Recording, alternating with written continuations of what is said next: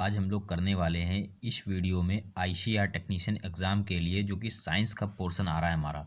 अब इसमें से साइंस के जितने भी हमारे इम्पोर्टेंट चैप्टर हैं वो मैं कराने वाला हूँ। देखिए आपके सामने जो हमारा दे रखे हैं, सबसे पहले मैं बायो को कराऊंगा, उसके बाद मैं केमिस्ट्री कराऊंगा। बायो को भी सबसे जो इम्पोर्टेंट लेसन है ना, वो है हमारा क्या, लाइफ प्रोसेस यानी कि जैव प्रक्रम। ये सबसे ज़्यादा इम्पोर्टेंट आपके एग्जाम के लिए हमारा। उसके बाद हमारा तत्वों का वर्गीकरण हो गया, ये हमारा केमिस्ट्री का हो गया। और कार्बन और उनके यौगिक हमारा हो गया। और धातु और धातु हो गया देखिए। और इसमें बायो में हो गया हमारा नियंत्रण एवं समन्वय, जीव जनन कैसे करते हैं, आनुवांशिकता एवं जैव विकास, और हमारा पर्यावरण और प्राकृतिक संसाधनों का प्रबंधन। ये मैं चैप्टर एमसीक्यू बेस कराने वाला हूँ।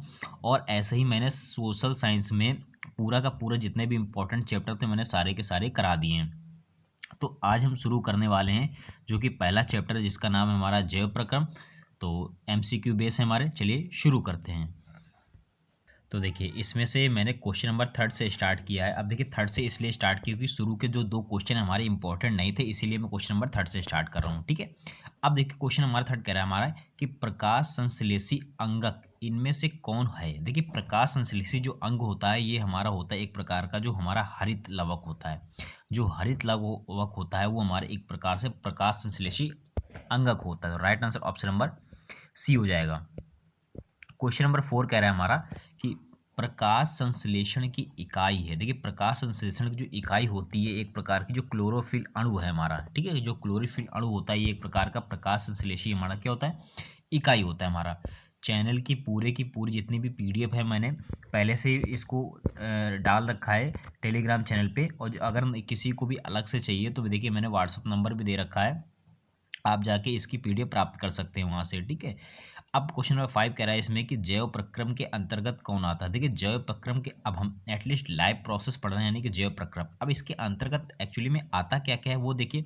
तो इसमें पोषण, श्वसन, उत्सर्जन, ये सभी के सभी हमारे क्या होते हैं, जैव प्रक्रम के अंतर्गत आते हैं। आपके चैप्टर में सिलेबस में सबसे इंपॉर्टेंट चैप्टर हमारा यही दे रखा है हमारा। क्वेश्चन सिक्स पे चलते हैं हमारा।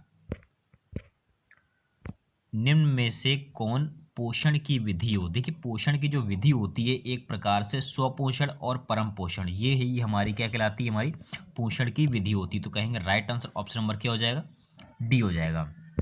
क्वेश्चन सेवन पे चलते हैं हम लोग कि पर्णहरित का मुख्य कार्य होता है। देखिए पर्णहरित का मुख्य कार्य होता क्या है, तो ये होता है हमारे एक प्रकार से प्रकाश ऊर्जा को अवशोषित करना ही हमारा पर्णहरित का मुख्य कार्य होता है। क्वेश्चन को हम एक दोबारा रिपीट नहीं करेंगे क्योंकि चैप्टर कई सारे मुझे कराने हैं, तो ये पूरी मैराथन में पूरी साइंस खत्म हो जाएगी। Only important chapter. रसायन स्वपोषण के अंतर्गत मुख्यतः कौन आते हैं। देखिए रसायन स्वपोषण के अंतर्गत हमारे एक प्रकार से जो हमारे आहरित बैक्टीरिया है हमारे, ये आहरित जो बैक्टीरिया है हमारे ये स्वपोषण के अंतर्गत हमारे आते हैं। तो right answer option number C हो जाएगा हमारा।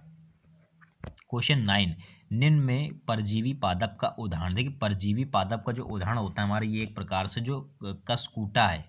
ठीक है, कसकूटा जो एक प्रकार से होता है ये एक प्रकार से परजीवी पादप का हमारा पादप का एग्जाम्पल होता है। इंपॉर्टेंट क्वेश्चन है, काफी ज्यादा है हमारा। क्वेश्चन 10 नंबर कह रहा है हमारा गोबर छत्ता किसके अंतर्गत आता है। देखिए गोबर छत्ता जो हमारा एक प्रकार से किसके अंतर्गत आता है, तो ये हमारे होते हैं जो मृत जीवी होते हैं।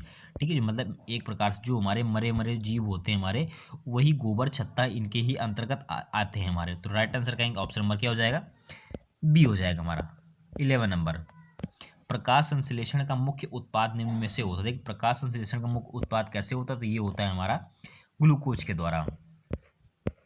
क्वेश्चन 12, स्टोमेटा का मुख्य कार्य क्या होता है। कि स्टोमेटा के एक प्रकार से जो कार्य होता है हमारा ऑप्शन नंबर डी यानी कि ऑक्सीजन का अवशोषण, CO2 का निष्कासन और O2 का अवशोषण, जलवाष्प का निष्कासन, इनमें से सभी। Right answer option number D हो जाएगा।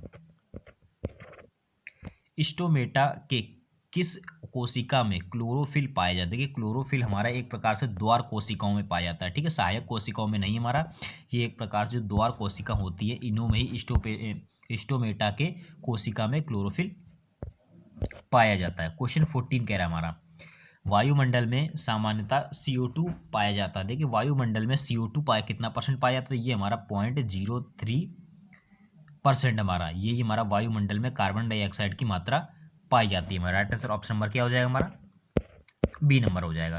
क्वेश्चन 15, छाया में पनपने वाले पौधों को क्या कहते हैं? वेरी वेरी इंपॉर्टेंट क्वेश्चन आपका ये। छाया में जो पनपने वाले जो पौधे होते हैं इनको हम लोग सियोकाइट्स के नाम से जानते हैं, ठीक है। सियोकाइट्स जो है ये छाया में जो पौधे पनपते हैं इनको हम सियोकाइट्स बोलते हैं। Right answer option number B. छोटे बच्चे में कुल कितने दांत होते हैं? देखिए छोटे बच्चे में हमसे पूछा है कुल कितने दांत होते हैं, तो ये होते हैं हमारे एक प्रकार के 20 दांत होते हैं। और बड़े बच्चे में कहेंगे तो कितने होते हैं, तो वो 32 दांत होते हैं। क्वेश्चन 17 हमारा, मुख गुहा में आहार के कौन सा भाग पाचन होता है? Very important. मुख गुहा में आहार का कौन सा भाग पाचन का होता है? तो ये हमारे एक प्रकार से जो स्टार्च होता है इसी के द्वारा मुख गुहा में पाचन होता है। इंपॉर्टेंट क्वेश्चन काफी ज्यादा एग्जाम के लिए हमारा, तो स्टार्च का राइट आंसर हो जाएगा। 80 नंबर, पादप में जाइलम उत्तरदायी है। देखिए पादप में जो जाइलम उत्तरदायी होता है हमारी एक प्रकार से जल का वहन, जल का जो वहन होता है ये पादप में क्या होता है, जाइलम का उत्तरदायी होता है। मैं फिर से कह रहा हूँ, अगर इसकी पूरी की पीडीएफ जिनका 28 को एग्जाम लगा है तो उनके लिए तो एक दिन में कुछ होने वाला नहीं। अब जिनका 3, 4, 5 को उनको ये पीडीएफ मिल जाएगी। व्हाट्सअप नंबर मैंने दे रखा है, आप वहाँ से जाकर इसकी पीडीएफ प्राप्त कर सकते हैं। बहुत ही कम रेयर ही केस में मैंने इसको बहुत ही कम अमाउंट में रखा है, आपको वहाँ से प्राप्त हो जाएगी। कृत्रिम वक्र किन अपशिष्ट उत्पादों को रुधिर में अपोहन द्वारा पृथक करता है? ठीक है, तो ये कृत्रिम वक्र जो है हमारा एक प्रकार से ये जो हो जाएगा नाइट्रोजन, नाइट्रोजन के द्वारा ही रुधिर में अपोहन द्वारा क्या करता है, पृथक करता है। राइट आंसर ऑप्शन नंबर क्या हो जाएगा, ए हो जाएगा हमारा। इंपॉर्टेंट क्वेश्चन ये भी काफी ज्यादा। क्वेश्चन 20, पायरुवेट के विखंडन से यह कार्बन डाइऑक्साइड जल तथा ऊर्जा देता है। यह क्रिया होती है, देखिए यह क्रिया जो होती है किसमें होती है, तो ये एक प्रकार से जो होती है हमारी माइट्रोकॉन्ड्रिया, माइट्रोकॉन्ड्रिया में पायरुवेट के विखंडन होता है। ये कार्बन डाइऑक्साइड जल तथा ऊर्जा हमारे देते हैं हमारे। तो राइट आंसर ऑप्शन नंबर क्या हो जाएगा, बी यानी माइट्रोकॉन्ड्रिया। क्वेश्चन 21 कह रहा है हमारा, निश्वास द्वारा निकाली गई वायु में रहती है, निश्वास द्वारा निकली वायु में क्या रहती है, तो ये होती है हमारी एक प्रकार से कार्बन डाइऑक्साइड। जो निश्वास होता है निकलती है, हम क्या निकालते हैं, तो ये कार्बन डाइऑक्साइड निकालते हैं, और ग्रहण क्या करते हैं, तो ऑक्सीजन ग्रहण करते हैं। Right answer option number A हो जाएगा। अवायवीय श्वसन कोशिका के किस भाग में होता है? अवायवीय जो कोशिका होती है श्वसन कोशिका किस भाग में होता है, तो ये एक प्रकार से जो माइट्रोकॉन्ड्रिया है, माइट्रोकॉन्ड्रिया में ही हमारा अवायवीय श्वसन कोशिका में हमारा होता है। तो राइट आंसर कहेंगे ऑप्शन नंबर क्या हो जाएगा, ए यानी माइट्रोकॉन्ड्रिया हमारा। क्वेश्चन 23, पौधों में गैसों के आदान प्रदान के लिए रहते हैं। देखिए पौधों में जो गैसों का आदान प्रदान कैसे होता है, तो ये एक प्रकार से रंध्र के द्वारा होता है, ठीक है। पौधों में गैसों का आदान प्रदान रंध्र के द्वारा होता है। 24 नंबर, फ्लोएम में खाद्य पदार्थों का परिवहन पौधों में किस दिशा में होता है? देखिए फ्लोएम में जो होता है एक प्रकार से, देखिए अब क्वेश्चन में खाद्य पदार्थों में यानी कि पौधों में खाद्य पदार्थ कैसे है, तो ये फ्लोएम के द्वारा होता है। और जल का संवहन कैसे होता है, तो वो जाइलम द्वारा होता है। लेकिन हमसे पूछ रहा है पौधों में किस दिशा में होता है, केवल नीचे की ओर, केवल ऊपर की ओर, या ऊपर नीचे दोनों की ओर, तो ये हो जाएगा हमारा ऊपर नीचे दोनों की ओर हमारा फ्लोएम का खाद्य पदार्थों के लिए परिवहन होता है। इंपॉर्टेंट क्वेश्चन ये भी हमारा। 25 नंबर, हृदय के वेशमों का शिथिलन कहलाता है। देखिए हृदय के वेशमों का शिथिलन क्या कहलाता है, तो ये एक प्रकार से हो जाएगा डायस्टॉल। डायस्टॉल जो होता है हमारा हृदय के वेशमों का शिथिलन कहलाता है हमारा। क्वेश्चन 26 कह रहा है हमारा, निम्नलिखित में से कौन अमीनो अम्ल के विखंडन से बनता है? अमीनो अम्ल के विखंडन से क्या बनता है, तो ये हमारी अमोनिया बन जाएगी हमारी, ठीक है। अमीनो एसिड के विखंडन से क्या बनता है, तो अमोनिया बनती है, NH3 हमारी।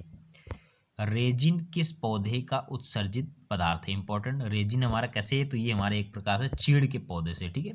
चीड़ के पौधे से क्या बनता है, रेजिन। 28, वक्र किस जैव प्रक्रम का हिस्सा है? अब देखिए वक्र जो हमारा किसका हिस्सा होता है, तो ये एक प्रकार से जो उत्सर्जन है हमारा किडनी, ठीक है, यही हमारा जो वक्र है हमारा किसका हिस्सा है, तो ये हमारा उत्सर्जन का हिस्सा है। 29 नंबर, रसायन स्वपोषण के लिए निम्न में किन अकार्बनिक पदार्थों की आवश्यकता होती है? तो देखिए रसायन स्वपोषण में किन अकार्बनिक पदार्थों की आवश्यकता होती है, तो ये एक प्रकार से सभी यानी लोहा, सल्फर, CO2 और यानी कि सभी, यानी कि श्वसन रसायन स्वपोषण में इन सभी अकार्बनिक पदार्थों की क्या होती है, आवश्यकता होती है। 30 नंबर, इनमें से कौन प्रकाश स्वपोषी है। देखिए इनमें कौन प्रकाश स्वपोषी होता है, तो जो प्रकाश स्वपोषी होता है एक प्रकार से जो सभी हरे पौधे और कुछ हमारे जो हमारे कुछ एक प्रकार से कुछ प्रोटीन और सभी हरे पौधे, इनमें से सभी एक प्रकार के प्रकाश स्वपोषी होते हैं। तो right answer option number C हो जाएगा। अवशिष्ट भोजी का उदाहरण कौन सा है। देखिए अवशिष्ट जो भोजी होते हैं एक प्रकार से जो केचुए होते हैं, ये एक प्रकार से अवशिष्ट भोजी का उदाहरण होता है। क्यों क्यों भाई, ये मिट्टी के अंदर ही रह के अपना भोजन क्या बनाते हैं, भोजन बनाते हैं हमारे, तो इन्हें अवशिष्ट भोजी कहा जाता है। तो राइट आंसर कहेंगे ऑप्शन नंबर बी। इंपॉर्टेंट ये भी काफ़ी ज़्यादा हमारा। 32 नंबर, प्रकाश संश्लेषण के समय निष्कासित ऑक्सीजन आता है। अब ऑक्सीजन कैसे आता है, तो ये एक प्रकार से पानी से ऑक्सीजन आता है हमारा। 33 नंबर, पुराने जड़ों में मूल रोमों का अभाव होता है, फिर ये श्वसन के लिए गैसों का आदान प्रदान कैसे करते हैं। अब कह रहा क्वेश्चन में कि पुराने जड़ हो जाती है, उनमें मूल रोमों का अभाव होता है, लेकिन ये श्वसन हमारा गैसों का आदान प्रदान कैसे करते हो, तो ये हमारा हो जाएगा वातांत रंध्रों, ना कि हमारे रंध्रों के द्वारा, ये हो जाएगा वात रंध्रों के द्वारा। 34 नंबर हमारा, मूल रोमों के द्वारा जल का अवशोषण किस विधि द्वारा होता है। देखिए मूल रोमों के द्वारा जो जल का अवशोषण होता है हमारा, ये एक प्रकार से जो विसरण और परासरण दोनों के ही द्वारा हमारा मूल रोमों में जल का अवशोषण होता है हमारा। 35 नंबर, ऊर्जा की मुद्रा किसे कहते हैं। देखिए ऊर्जा की मुद्रा कह रहा है, तो ये जो ATP है हमारा, एडिनो ट्राईफास्फेट, ठीक है, कभी कभी इसका फुल फॉर्म भी पूछ लेते हैं, तो ऊर्जा की मुद्रा हमारी ATP में होती है हमारी। चलिए 36 नंबर पे चलते हैं। श्वसन की कौन सी प्रक्रिया कोशिका द्रव्य में होती है। श्वसन की कौन सी प्रक्रिया कोशिका द्रव्य में होती है, तो ये एक प्रकार से हो जाएगी ग्लाइकोलिसिस। ग्लाइकोलिसिस जो होती है हमारी, ये प्रक्रिया जो होती है कोशिका द्रव्य में होती है। 37 नंबर, इथाइल अल्कोहल किस प्रकार के श्वसन से बनता है। इथाइल अल्कोहल कैसे बनता है, तो ये हो जाएगा अवायवी। इंपॉर्टेंट ये भी काफ़ी ज़्यादा। तो ये इथाइल अल्कोहल जो हमारा कैसे श्वसन में बनता है, तो ये हमारा अवायवी श्वसन में बनता है। दोनों में टिक करिएगा। 38 नंबर, किण्वन में कौन सी प्रक्रिया नहीं होती। किण्वन में कौन सी प्रक्रिया नहीं होती, तो हमारे किण्वन में ग्लाइकोसिस होता है और ETM होता है, लेकिन हमारा केब्स चक्र परिवर्तन किण्वन से हमारा कोई भी मतलब नहीं होता है हमारा, यानी परिवर्तन नहीं होता है। 39, किण्वन के फलस्वरूप कितने ATP का निर्माण होता है। ये इंपॉर्टेंट है हमारा। तो कितने ATP बनते हैं, तो ये हमारे 4 ATP बनते हैं। ठीक है, किण्वन के फलस्वरूप हमारे कितने ATP का निर्माण होता है, तो ये हमारे 4 का निर्माण होता है। 40 नंबर, चूने का पानी कार्बन डाइऑक्साइड की उपस्थिति में कैसा होता है। तो चूने का पानी एक प्रकार से दूधिया रंग का हो जाएगा। 41 नंबर, पुराने जड़ों में श्वसन प्रक्रिया कैसे संपन्न होती है। तो पुराने जड़ों में श्वसन प्रक्रिया हमारी जो वातांत रंध्रों द्वारा, ठीक है, अभी ये क्वेश्चन हो भी चुका है हमारा कि पुराने जड़ों में श्वसन प्रक्रिया कैसे होती है, तो ये वातांत रंध्रों द्वारा होती है। इंपॉर्टेंट ये काफ़ी ज़्यादा एग्जाम के लिए। 42, किस उत्सर्जी पदार्थों को बाहर निकालने में जल की आवश्यकता नहीं होती है। ठीक है, किस उत्सर्जी पदार्थों को बाहर निकालने के लिए यानी कि जल की आवश्यकता नहीं होती, तो भाई जल की आवश्यकता हमारी यूरिक एसिड जो होता है इससे हमारा कोई भी मतलब नहीं होता, लेकिन अमोनिया और यूरिया हमारी जो उत्सर्जी पदार्थ निकालने में जल की आवश्यकता होती है हमारी। 43 नंबर, पौधों में आवश्यकता से अधिक जल किस प्रक्रिया द्वारा बाहर निकाले जाते हैं। ठीक है, पौधों में आवश्यकता से अधिक जल किस प्रक्रिया द्वारा बाहर निकाले जाते, तो ये एक प्रकार से जो होगा जब वाष्पोत्सर्जन। अब भाई वाष्पोत्सर्जन जब होगा हमारा, तभी से तो एक प्रकार से हमारा पौधों में से जल अधिक हमारा क्या होगा, अवशोषित होगा। तो ये राइट आंसर कहेंगे ऑप्शन नंबर क्या हो जाएगा, बी, यानी वाष्पोत्सर्जन हमारा। 44 नंबर, टैनिन मुख्यतः कहाँ जमा होता है। देखिए टैनिन इंपॉर्टेंट, ये भी टैनिन जो होता है एक प्रकार से वृक्ष की छाल में, ठीक है, वृक्ष की जो छाल होती है हमारी, ठीक है, टहनी एक प्रकार से, तो वहीं पर हमारी क्या हो जाती है, टैनिन पाई जाती है। 45 नंबर, बबूल के पौधों में मुख्यतः कौन सा उत्सर्जी पदार्थ निकलता है? अब बबूल में कौन सा निकलता है? तो ये हो जाएगा गोंद निकलता है भाई। Right answer option number C हो जाएगा। हीमोडायलिसिस में क्या नहीं होता है? हीमोडायलिसिस में क्या नहीं होता? तो ये हमारा इनमें से सभी हमारे नहीं होते हमारे, ठीक है। पढ़ लीजिएगा, टेलीग्राम पे हम इसकी पीडीएफ डाल देंगे, और जिसको भी इसको फुल लेंथ वाली अगर पीडीएफ चाहिए तो प्लीज़ हमें व्हाट्सअप करें, इसकी फुल लेंथ की पीडीएफ हम इसको दे देंगे ये वाली। हाइड्रा में प्रजनन किन पौधों में होता है? हाइड्रा में मुख्यतः इन प्रजननों में कैसे होता है? तो ये एक प्रकार से मुकुलन द्वारा ही हमारा हाइड्रा में प्रजनन होता है हमारा। प्रोटीन का पाचन शुरू होता है, देखिए प्रोटीन का जो पाचन कैसे शुरू होता है? तो एक प्रकार से आमाशय द्वारा ही हमारा प्रोटीन का पाचन शुरू होता है। 49 नंबर, हाँ ये इंपॉर्टेंट काफ़ी ज़्यादा है हमारा, कि अवशिष्ट वायु निम्न में से मार्ग द्वारा बाहर निकलता है। देखिए अवशिष्ट वायु जो होता है हमारा कैसे निकलता है? तो एक प्रकार से जो होता है, पहले देखिए वायु कोष्टिका, ऑप्शन नंबर ए है इसका, वायु कोष्टिका, श्वसनी, श्वास नली, ग्रसनी, नसिकारंध्र, और फिर क्या हो जाता है हमारा भाई? बाहर हो जाता है हमारा, ठीक है। तो ये इसका राइट आंसर क्या हो जाएगा? ऑप्शन नंबर ए सही हो जाएगा। 50 नंबर क्वेश्चन कह रहा है हमारा, हृदय का पेस मेकर किसे कहा जाता है? देखिए हृदय का जो पेस मेकर होता है ये हमारा कौन सा होता है? हमारा एस ए नोड, इसी यही क्या होता है? हृदय का पेस मेकर होता है। तो ये टॉप 50 क्वेश्चन हमारे किस चैप्टर के हमारे थे? लाइफ प्रोसेस के थे, ठीक, काफ़ी इंपॉर्टेंट क्वेश्चन थे हमारे। तो ये 50 क्वेश्चन है। अब चलते हैं नेक्स्ट लेसन पे। स्टार्ट होता है हमारा बायो का, इसमें लेसन नंबर 2 है हमारा, कि नियंत्रण एवं समन्वय। ये आपका सिलेबस वाइज ही हमारा सारा का सारा क्वेश्चन फैला करा है इसमें, कि मनुष्य के शरीर में सोचने वाला ऊतक होता है। देखिए सोचने वाली जो ऊतक होती है इसको किसके नाम से जानते हैं? तो ये जो होती है हमारी तंत्रिका ऊतक। तंत्रिका ऊतक कोई एक प्रकार से सोचने वाली ऊतक के नाम से जाना जाता है। तो राइट आंसर कहेंगे ऑप्शन नंबर क्या हो जाएगा भाई? डी हो जाएगा। चलिए क्वेश्चन सेकंड पे चलते हैं। मस्तिष्क का सबसे बड़ा भाग कौन सा होता है? तो ये जो हो जाएगा हमारा प्रमस्तिष्क, यानी कि सेरिब्रम। अब क्वेश्चन क्या पता है, ये प्रमस्तिष्क नहीं पूछते हैं, पूछते हैं कि ये सेरिब्रम और सेरिबेलम, बड़ा कंफ्यूजन होती है। तो याद रखिएगा सबसे बड़ा जो भाग होता है इसको हम लोग क्या कहते हैं? सेरिब्रम कहते हैं हमारा। क्वेश्चन थर्ड पे चलते हैं।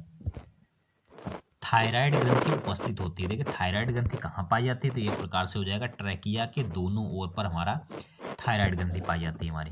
4 नंबर, निम्न विकल्पों में कौन मोनीजीज नहीं है? देखिए मोनीनीज नहीं होता तो एक प्रकार से जो सेरी ब्रोस्पाइनल द्रव है हमारा, यही एक प्रकार से मोनीजीज नहीं है हमारा। Right answer option number A हो जाएगा। मेरुरज्जु निकालता है, देखिए मेरुरज्जु भाई क्या निकालते हैं? तो ये निकालता है मेडुला। मेरुरज्जु क्या निकालता है? तो ये मेडुला निकालता है। इनमें से कौन पादप हार्मोन्स है? देखिए पादप हार्मोन्स कौन सा होता है? तो ये एक प्रकार से जो हो जाएगा साइटोकाइनिन। इंपॉर्टेंट है काफ़ी ज़्यादा हमारा, जो साइटोकाइनिन हमारा एक प्रकार से क्या कहलाता है? पादप हार्मोन्स कहलाता है। 7 नंबर क्वेश्चन कह रहा है हमारा, ग्लूकोज के एक अणु में ऑक्सीजन के कितने परमाणु होते हैं? काफ़ी इंपॉर्टेंट है, ग्लूकोज के एक अणु में कितने हमारे ऑक्सीजन परमाणु होते हैं? तो ये एक प्रकार से हो जाएगा 6 हमारे, ठीक है। ग्लूकोज में ऑक्सीजन में कितने परमाणु होते हैं? तो ये हमारे 6 होते हैं हमारे। मनुष्य के सूंघने की क्षमता को नियंत्रित करता है। देखिए सूंघने की क्षमता को नियंत्रित कौन करता है? तो ये एक प्रकार से जो हो जाएगा, ये हो जाएगा घ्राणेन्द्रियां पाली। क्या लिखा है भाई? घ्राणेन्द्रियां जो पाल होती है मनुष्य के सूंघने की क्षमता क्या करता है? कंट्रोल करता है हमारा।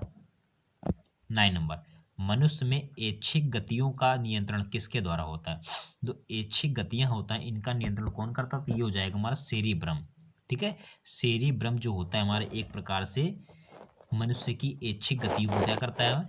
कंट्रोल करता है हमारा। 10 नंबर क्वेश्चन, मनुष्य के शरीर की सबसे बड़ी ग्रंथि कौन सी? देखिए सबसे बड़ी जो होती है हमारी, जो लीवर होती है हमारी, ये एक प्रकार से सबसे बड़ी ग्रंथि होती है। इजी क्वेश्चन था हमारा। मनुष्य में मादा जनन अंग के से किस हार्मोन्स का स्राव होता है? देखिए जो मादा जनन अंग से किस हार्मोन्स का निकलता है? तो ये एक प्रकार से प्रोजेस्टेरॉन, एस्ट्रोजन और रिलैक्सिन, ये तीनों ही के तीनों हमारे हार्मोन्स से क्या होता है? स्रावित होता है हमारा। क्वेश्चन 12 नंबर, मस्तिष्क का कौन सा भाग शरीर की स्थिति तथा संतुलन का अनुसरण करता है? देखिए मस्तिष्क का कौन सा भाग जो शरीर की स्थिति और संतुलन करता है? तो ये जो हो जाएगा हमारा अनुमस्तिष्क। अनुमस्तिष्क जो होता है हमारा शरीर की स्थिति और संतुलन को क्या करता है? आरक्षण करता है। Right answer option number C यानी अनुमस्तिष्क। तंत्रिका तंत्र से प्राप्त सूचना के अनुसार अनुक्रिया करने वाला अंग है। देखिए अनुक्रिया करने वाला अंग कौन सा होता है, तो ये एक प्रकार से जो हो जाएगा हमारा अविभावीय अंग जो होते हैं तंत्रिका तंत्र से प्राप्त सूचना के अनुसार अनुक्रिया करने वाला अंग होता है। ठीक है, इंपॉर्टेंट क्वेश्चन हमारा 40 नंबर क्वेश्चन कह रहा है हमारा, सूचनाओं और चेतना का भंडारण किस अंग में होता है। तो सूचना और चेतना का भंडारण कहाँ पर होता है, तो ये एक प्रकार से हो जाएगा प्रमस यानी कि मस्तिष्क में होता है। ठीक है, मस्तिष्क में ही सूचना और चेतना का भंडारण अंग होता है हमारा। क्वेश्चन 15, न्यूरॉन के केंद्रक यानी न्यूक्लियस कहाँ पाए जाते हैं। अब न्यूरॉन के जो केंद्रक होते हैं एक प्रकार से कोशिका द्रव्य यानी कि साइटोन में पाए जाते हैं। Right answer option number A हो जाएगा। मनुष्य का तापक्रम कहाँ नियंत्रित होता है। अब मनुष्य का जो टेम्परेचर कहाँ नियंत्रित होता है, ये एक प्रकार से हाइपोथैलेमस में होता है हमारा। 70 नंबर, मनुष्य के मस्तिष्क की सबसे बाहरी झिल्ली पूछ रहा है, सबसे बाहरी झिल्ली कौन सी होती है, तो ये हो जाएगा ड्यूस मीटर। जो ड्यूस मीटर होती है एक प्रकार से मस्तिष्क की सबसे बाहरी झिल्ली होती है। 80 नंबर कह रहा है कि ब्लड में ग्लूकोज की मात्रा नियंत्रित करती है, यानी रक्त में ग्लूकोज की मात्रा कौन नियंत्रित करता है, तो ये एक प्रकार से जो हो जाएगा इंसुलिन के कारण ही हमारा क्या होता है, रक्त में ग्लूकोज की मात्रा कंट्रोल होती है। 90 नंबर, हमारे शरीर में विभिन्न जैविक कार्यों का नियंत्रण होता है। देखिए जैविक कार्यों का नियंत्रण कैसे होता है, तो ये एक प्रकार से तंत्रिका और रसायन दोनों के द्वारा होता है। 20 नंबर, मनुष्य का कौन सा भाग हृदय स्पंदन तथा श्वसन की दर को नियंत्रित करता है। देखिए ये नियंत्रित करता है, तो ये कौन सा हो जाएगा, तो ये हो जाएगा हमारा मेडुला ही क्या करता है, हृदय स्पंदन की गतियों को क्या करता है, कंट्रोल करता है। 21 नंबर, निम्न में कौन हार्मोन कोशिका दीर्घन एवं विभाजन में मदद करता है। कोशिका और दीर्घन और विभाजन में मदद कौन करता है, तो ये एक प्रकार से जो हो जाएगा ऑक्सिन, जिब्रेलिन और साइटोकाइन, ये एक प्रकार से हमारे विभाजन और दीर्घन में मदद करते हैं। 22, निश्चल कणिकाएं कहाँ पाई जाती हैं। भाई निश्चल कणिकाएं कहाँ पाई जाती हैं, तो ये एक प्रकार से साइटोन में निश्चल कणिकाएं पाई जाती हैं। 23, दोनों सेरिब्रम हेमिस्फीयर को जोड़ने का काम करता है। देखिए दोनों जो सेरिब्रम है हेमिस्फीयर को जोड़ने का कार्य क्यों करता है, तो ये हो जाएगा हमारा कार्पट कैलोसम। ये जो होता है कार्पट कैलोसम जो होता है दोनों सेरिब्रम हेमिस्फीयर को जोड़ने का काम करता है। 24 नंबर कह रहा है स्मरण शक्ति का मुख्य केंद्र है। स्मरण शक्ति का जो मुख्य केंद्र होता है कौन होता है, तो ये हमारा सेरिब्रम जो होता है हमारे स्मरण शक्ति का मुख्य केंद्र होता है हमारा। 25 नंबर, निम्नलिखित में से कौन सी अनैच्छिक क्रिया नहीं है। देखिए अनैच्छिक क्रिया इनमें से कौन सी, वमन, चमाना, लार आना, हृदय का धड़कना, तो ये हो जाएगा हृदय का धड़कना एक प्रकार की अनैच्छिक क्रिया नहीं है हमारी। बाकी हमारी क्या होती है, सारी की सारी अनैच्छिक क्रिया। हृदय का धड़कना ये ऑटोमेटिक होता है, तो ये ऐच्छिक के अंतर्गत आता है। और वमन करना, लार आना और चबाना, तो ये जब कोई चीज़ हम कार्य करेंगे तब उसके बाद ये चीज़ें होती हैं। ठीक है, तो ऐच्छिक क्या होता है, जो खुद ऑटोमेटिक चीज़ें होती हैं वो ऐच्छिक है, और दूसरे के द्वारा या फिर किसी के द्वारा ही एक्चुअली में होती हैं तो वो हमारी ऐच्छिक होती हैं। 26, अनैच्छिक क्रियाओं का नियंत्रण केंद्र माना जाता है। अब इनका जो केंद्र होता है ये माना जाता है हमारे एक प्रकार से मेडुला ऑब्लांगेटा, यही हमारा अनैच्छिक क्रियाओं का नियंत्रण केंद्र माना जाता है। 27 नंबर, निम्न में सबसे महत्वपूर्ण ऑक्सीजन कौन है। सबसे महत्वपूर्ण जो ऑक्सीजन अंग कौन सा होता है, तो ये हो जाएगा इडाल एसिटिक एसिड। इडाल जो एसिटिक एसिड है हमारा सबसे महत्वपूर्ण ऑक्सीजन होता है हमारा। 28 भाई कि प्रकाश निर्वर्तन गति के अंतर्गत पौधों का कौन सा भाग आता है, तो इनके अंतर्गत जो होता है हमारा प्ररोह और जड़ें, प्ररोह और पत्तियां, ये प्रकाश निर्वर्तन की गति के अंतर्गत हमारे आते हैं। हमारे ये सारे के सारे इंपॉर्टेंट चैप्टर ही हैं हमारे, और इससे पहले मैं ये सब चीज़ें सारी की सारी करा भी चुका हूँ, ऐसा नहीं है। ठीक है, अब कुछ लोगों जो नए लोग हैं उनको अजीब सा लग रहा है कि रिलेशन में क्या क्या एक्चुअली में है। 29, पौधों की जड़ें डैश गुरुत्वानुवर्ती होती हैं जबकि तने गुरुत्वानुवर्ती होती हैं, तो ये जो हो जाएगा हमारा ऑप्शन सी, यानी कि एक धनात्मक होता है दूसरा हमारा क्या ऋणात्मक होता है। पौधों की जड़ें कैसी होती है, धनात्मक, और जबकि तने कैसे होते हैं, ऋणात्मक होते हैं। Right answer option number C हो जाएगा। पराग नलिका की बीजांड की तरफ जाने की प्रक्रिया को क्या कहते हैं, जो पराग नलिका के बीजांड की ओर जाता है उसे हम रासायनिक अनुवर्तन कहते हैं। 31 नंबर, सबसे जटिल मस्तिष्क होता है। सबसे जटिल मस्तिष्क कौन सा होता है? तो ये हो जाएगा पशुओं का सबसे जटिल मस्तिष्क होता है। एड्रीनल ग्रंथि यानी अधिवक्र ग्रंथि कहाँ उपस्थित होती है? तो ये हमारी होती है वक्र के ऊपरी सिरे पर। इंपॉर्टेंट है काफ़ी ज़्यादा हमारे ये। एड्रीनल ग्रंथि कहाँ स्थित है? तो ये वक्र के ऊपरी सिरे पर होती है। 33 नंबर, यह एवं शुक्राणु बनने की क्रिया का नियंत्रण करता है। तो भाई कौन करता है? ये हमारे पिट्यूटरी जो ग्लैंड्स होती है हमारी, ये अंडाणु और शुक्राणु बनने की प्रक्रिया को कंट्रोल करता है। 34 नंबर, मेरुरज्जु के आघात में से क्या हो सकता है? देखिए मेरुरज्जु के आघात से क्या हो सकता है? तो एक प्रकार से हमारा जो लकवा है, लकवा ही हमारा अगर किसी व्यक्ति को मेरुरज्जु का हमारा आघात हो गया तो उसे हमारा लकवापन हो जाता है। Right answer option number D हो जाएगा। 35 नंबर, पौधों के बाह्य उद्दीपन के अनुसार गति करने की क्षमता क्या कहलाती है? जो गति करने की क्षमता जो होती है उससे हम लोग क्या कहते हैं? प्रतिवर्तन के नाम से जानते हैं। क्वेश्चन नंबर 36 कह रहा है कि पौधों में प्रकाश की ओर गति करना क्या कहलाता है? देखिए पौधों में जो प्रकाश की ओर जो गति करता है उसे हम लोग क्या कहते हैं? प्रकाश अनुवर्तन के नाम से जानते हैं। क्वेश्चन 37, पौधों में पाई जाने वाली गति, पौधों में कौन सी गति पाई जाती है? तो ये हमारी सारी की सारी गतियाँ पौधों के अंदर पाई जाती हैं। प्रकाश अनुवर्तन, गुरुत्वानुवर्तन और जलानुवर्तन, ये सारी की सारी पौधों में गति होती है हमारी।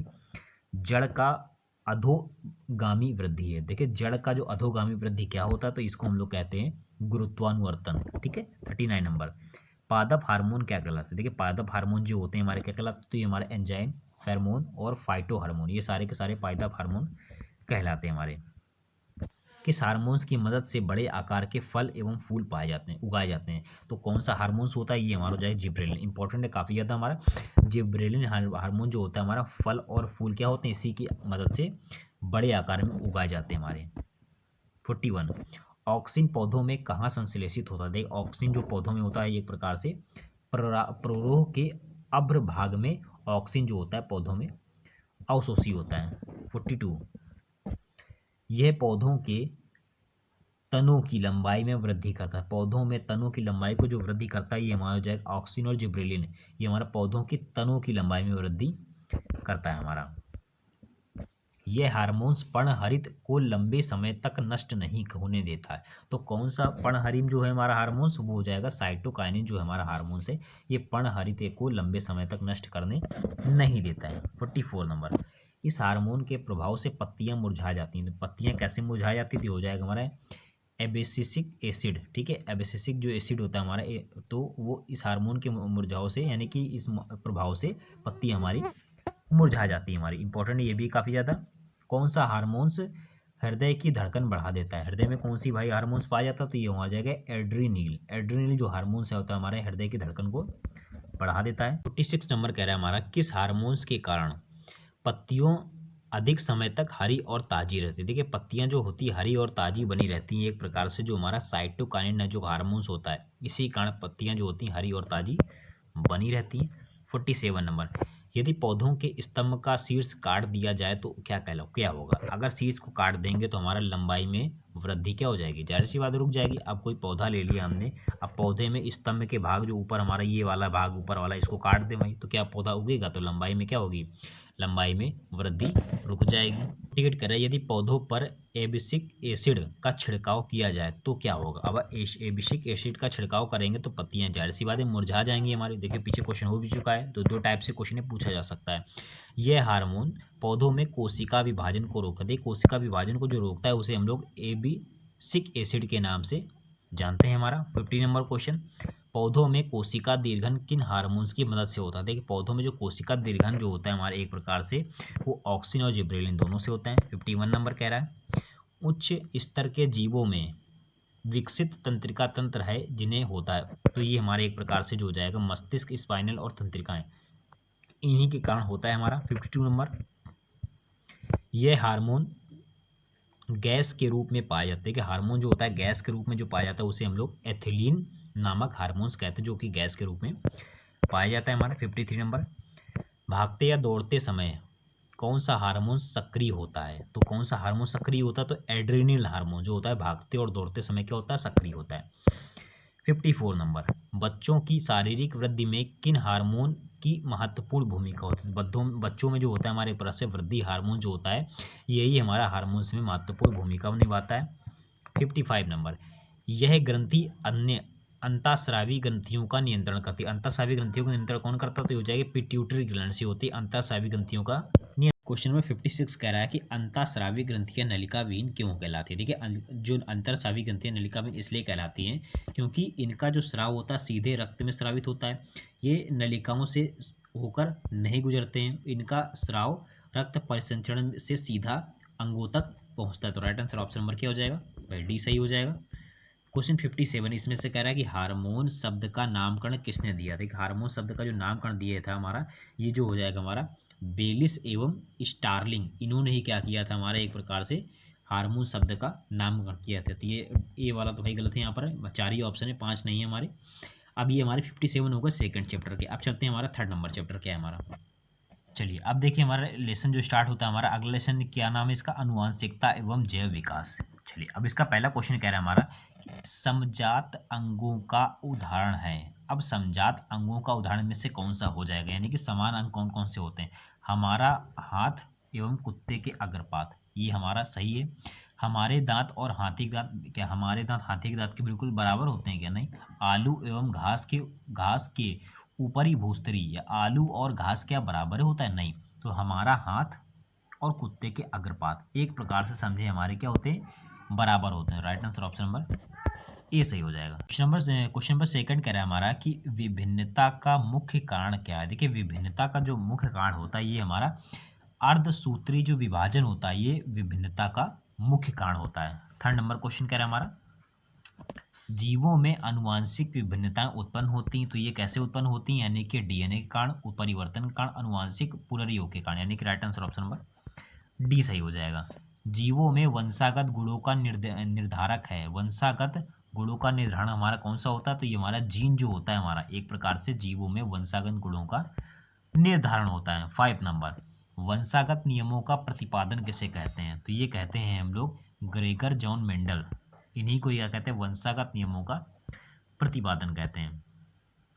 ऐसी विभिन्नताएं जो एक पीढ़ी से दूसरी पीढ़ी डंके के वंशागत होती हैं उन्हें कहते हैं। अब उन्हें हम लोग क्या कहते हैं? तो एक प्रकार से जो होता है बी और सी, यानी कि जनिक विभिन्नता और आनुवांशिक विभिन्नता, इन्हीं को कहते हैं हमारे एक प्रकार से एक पीढ़ी से दूसरी पीढ़ी में डंके वंशागत होते हैं हमारा। 7 नंबर, पीढ़ी दर पीढ़ी जनकों के उनके संतानों में संकुचित होने वाले गुणों को क्या कहते हैं? अब जो पीढ़ी दर पीढ़ी जो होते हैं वो संतान जो हमारी एक प्रकार से समान जिनमें अंदर गुण पाए जाते हैं, तो उनको हम लोग क्या कहते हैं? अनुवांशिक एवं पैतृक गुण। ठीक है, याद रखिएगा डी नंबर नहीं होगा। अनुवांशिक एवं पैतृक गुण जो होता है हमारा समान गुण पाए जाते हैं पीढ़ी दर पीढ़ी। 8 नंबर, विकासी दृष्टिकोण से हमारी किससे अधिक समानता है? तो ये हमारी हो जाएगी चिंपैंजी। हाँ, चिंपैंजी से ही हमारे एक प्रकार से क्या हमारी समानता रखी गई दृष्टिकोण में। 9 नंबर,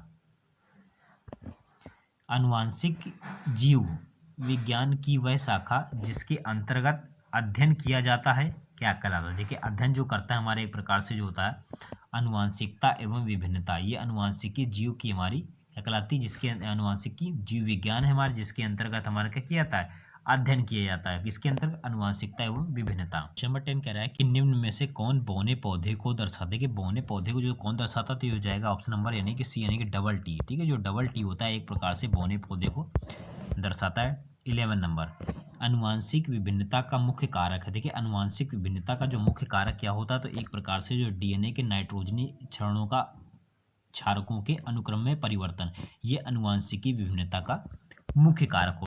डैश को छोड़कर कोई दो मनुष्य मूलभूत संरचना में पूर्ण रूपेण एक जैसा नहीं होता। तो वो जो पूर्ण रूपेण नहीं होता तो उसे कहते हैं समरूप यमज, जो होता है एक प्रकार से मूल रूप संरचना में पूर्ण रूपेण नहीं होता। ऑप्शन नंबर ए सही हो जाएगा। 30 नंबर क्वेश्चन कह रहा है आनुवांशिकी का पिता किसे कहा जाता है? तो ये ग्रेगन जॉन मेंडल जो होते हैं हमारे, इन्हीं को आनुवांशिकी का फादर ऑफ जेनेटिक्स कहा जाता है।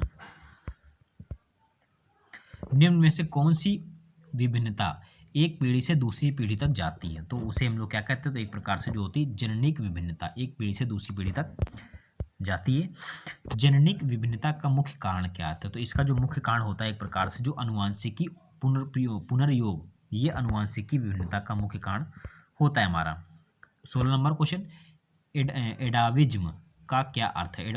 एडाज्मी का क्या अर्थ होता है? तो ये जाएगा हमारा संतति के पूर्वजों के गुणों का आना जो जनकों में नहीं है, ये एडाविज्म का अर्थ होता है हमारा। 70 नंबर हमारा, ग्रेगर जॉन मेंडल में कब पादरी बने थे? ये भाई पादरी कब बने थे? यानी 1847 में हमारे पादरी बन गए थे हमारे। किसी ने मेंडल के अध्ययन को ध्यान नहीं दिया, क्योंकि क्यों नहीं ध्यान दिया? तो एक प्रकार से सब डार्विन के सिद्धांत का अनुसरण कर रहे थे, इसी प्रकार इनके जो नियम था हमारा, इनके मेंडल के अध्ययन को ध्यान नहीं दिया हमारा। कह रहा है कि मेंडल ने मटर के कितने गुणों का अध्ययन किया था? तो ये मेंडल ने क्या किया था? 7 मटर के पौधों के गुणों का अध्ययन किया था। Right answer option number D हो जाएगा, इंपॉर्टेंट है हमारा। मेंडल ने अपने प्रयोग में के लिए बगीचे में उगाए जाने वाले पौधे को क्या, मतलब कौन सा पौधा इन्होंने चुना था? एक प्रकार से मटर के पौधे यानी कि इन्होंने चुना था, और कितने? तो याद रखेंगे 7 हमारा।